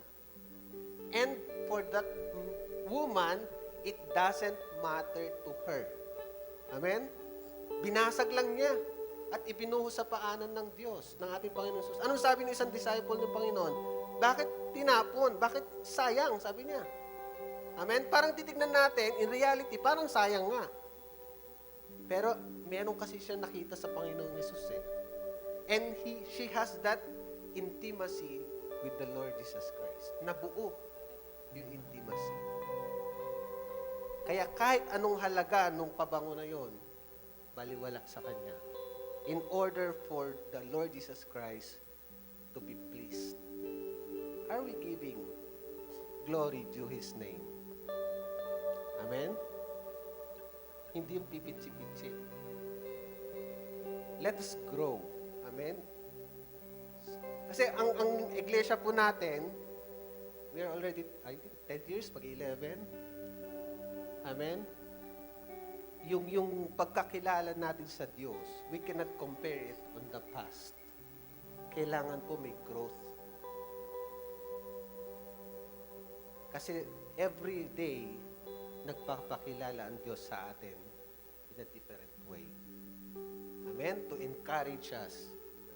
Amen? Kaya ngayong umagang ito, mga kapatid, we're talking about intimacy. Even in our giving, assess that seed that you have in your hands. Is this a sign of my intimacy love for God? Or leftover? Magkaiba po kasi. Kung tira-tira yan, maybe it's not, hindi yan yung halaga para sa Diyos. Because we cannot measure actually. Amen? Pero ang mag-measure dyan is your heart. Kasi alam mo sa sarili mo that you have that intimacy with Him. Gaano mo kakilala ang Diyos within terms of giving. Lord, wala na po akong magagamit para bukas. Because I trust You, because I have that intimacy, I know You will supply my needs. Amen? Alam ko, Ikaw magpo-provide. Kasi kilala kita. Meron akong relasyon sa iyo. Amen? Kaya ang tao, kaya nga sinabi ng banal na kasulatan, we cannot serve God and money. Bakit tayo hinambing sa pera? Kasi alam ng Diyos, hirap ang tao when it comes to money. Ano sabi sa Malakay 3:10? Test me in this. Bakit inallow tayo ng Diyos to test Him? Kasi alam ng Diyos, hirap ang tao pag ang pera ang pinag-usapan. Amen? So sa atin po, ma-develop yung intimacy natin with God through our giving, through our tithes, through our offering. Amen? Amen po ba? Amen. So let's pray. Our gracious Heavenly Father, salamat po sa pagkakataong ito na muli maranasan po namin yung sinasabi mo sa iyong salita. You can make roadways in the wilderness. You can make rivers in the desert. And your word will never return unto you void, but it will accomplish the purpose for it is sent. Heaven and earth will pass away, but your word will never pass away. Salamat po, Diyos. Sabi mo sa Malakay 3 that we can test you in this matter. Sa amin pong pagkakaloob ngayong umagang ito, ang handog po namin at yung bahagi na nararapat para sa iyo, ito po'y makarating sa iyong trono. And you are a rewarder of those who diligently follow you, for those who are diligently obeying your word. Salamat po, Diyos, ngayong umagang ito, and even, O God, sa mga nakikinig through live streaming, continue to speak to them. Continue to deal with them. Maging kabahagi po ang bawat isa po sa amin sa pagpapalaganap ng iyong Ebanghelyo. We honor you, we glorify you. This we ask in Jesus' name. Amen and amen.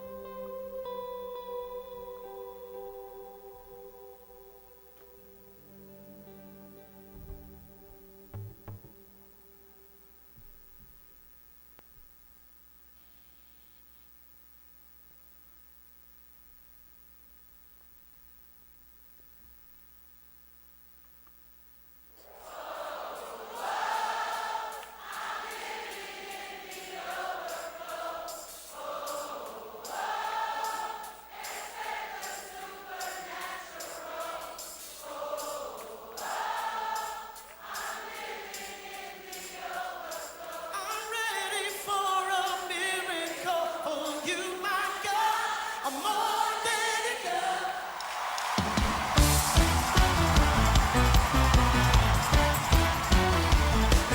Here we go.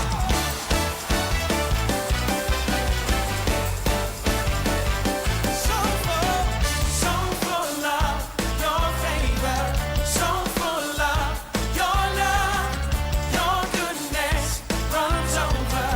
Your promise is pouring over me eternally. I'm blessed to be a blessing, exceedingly abundant. More than enough.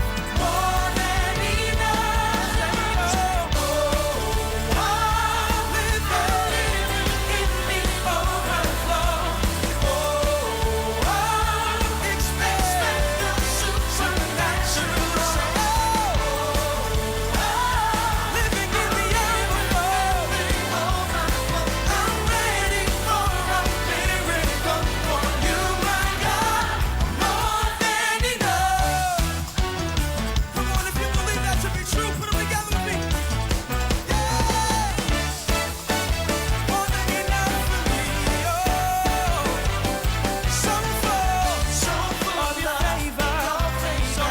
Some for love. Your goodness runs over. Your promise is pouring over me eternally. Blessed to be a blessing, exceeding abundantly. More than enough. What your word says. More than enough. More than enough. I'm living in the overflow. Expect the supernatural. I'm living in the overflow. I'm ready for a miracle. You, my God, you're more than enough. How many know that to be true? He's more than enough. Can you wave your hands in the air, remembering that He has blessed us, not just so we can say we're blessed, but that we can be a blessing. Sing it. I'm blessed, blessed to be a blessing. I'm blessed, living in the overflow. I'm so blessed, oh, singing, oh, blessed to be a blessing. I'm blessed, thank you, Lord. God is blessed.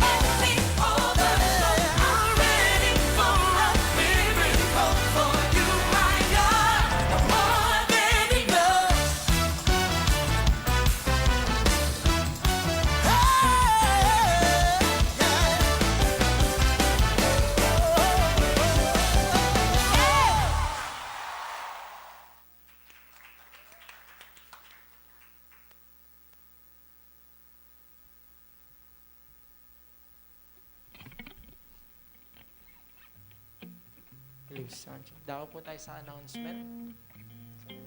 Ayan. Amen. Tuloy-tuloy pa rin po ang morning devotion natin sa Tinig ng Pag-asa na kung saan wala tayong ibang pag-asa kundi sa tinig lang na ating Panginoon. Monday, Wednesday, and Friday, 9 a.m. po. Evening service po natin sa gabi. Thanksgiving po natin sa worship Monday, and midweek service Wednesday, soaking Friday ng 7 p.m. po yan. Tuloy-tuloy pa rin po yan. Sa mga nais magbahagi ng kanilang testimony, maaari niyo mong i-contact si Pastora Shikaina Alvarado sa Facebook account niya po. Pag po tayong may iya, mag-testify ng ating ginagawa ng Diyos sa ating buhay. Amen. Sa online prayer gatherings po natin, sa fathers po, sa Monday to Saturday, 4 a.m. and mothers, Monday and Saturday, 5 a.m. Sa mga pastors po, Monday and Friday, 5 a.m. din po yan. Sa J-Blue leaders and workers feeding po natin, Tuesday po. Inaanyayaan ko pong lahat na dumalo po dyan sa sa tinatawag po ng Diyos na magpapastor at sa mga workers po. Amen. Sa feeding program po natin yun. Sa social media accounts po natin, i-follow po natin yung Jesus Bilibid Church po natin, JBLU. At sa YouTube account po natin. Click po natin yung bell button para lagi po tayong updated sa mga nagaganap po sa ating mga gawain. Amen. Yun lamang po. Amen. Amen. Muli po tayong tumayo sa presensya ng ating Panginoon. Muli po natin pasalamatan, purihin ang dakilang pangalan ng ating Diyos.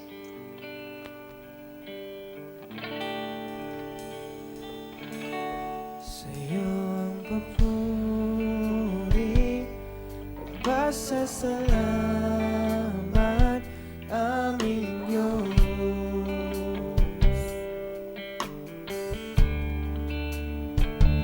Kalwalhatian at karangalan alay sa iyo.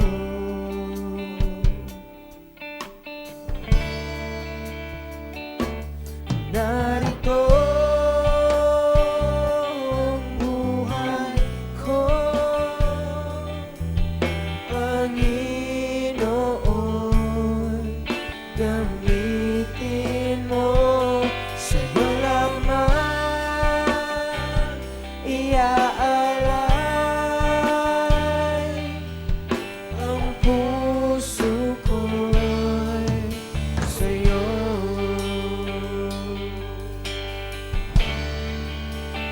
Ika'y kasama o ano ang ligaya na darama.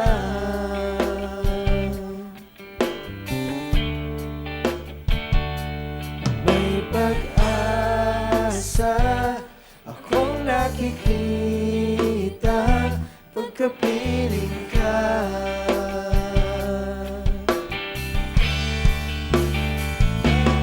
Narito ang buhay ko, Panginoon, gamitin mo. Sa'yo lamang iaalay ang puso ko'y narito. Ang buhay ko, Panginoon, gamitin mo. Sa'yo lamang iaalay ang puso ko'y sa'yo. Ang puso ko'y sa'yo. Ang puso ko'y sa'yo.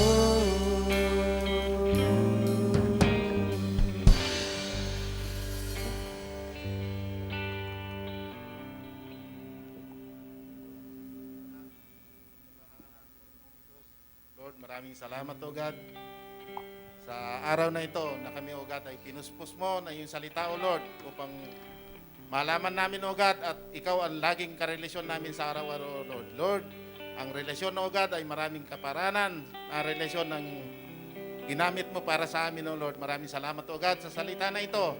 Patuloy na kami, O God, magkipagrelasyon sa iyo sa araw-araw, O Lord. Maging ang nagbigay sa iyo na sa amin ng salita, O God, na nagayaki sa salita. Lord, puspusin pang kanyang pangangatawan, O God. Bigyan mo ng good health, O Lord, upang sa ganun, O God, may hayag niya na maraming salita pa, O God, at maririnig namin sa araw-araw sa aming pamumuhay. Lord, maraming salamat, O God. Maging ang pag-uwi namin sa aming tahanan, O Lord. Salamat, O God, kung gaano kami ligtas na pumunta sa iyong sambahan, O God. Kami, O God, ingatan mo sa aming pag-uwi at babalik kami sa susunod na linggo na maghahayag ng kabutihan na ginawa mo sa amin, O Lord. Maraming salamat, O God. Muli, binabalik namin lahat ng kapurihan, pasalamatan sa tanging pangalan ng aming Panginoong Hesus. Amen.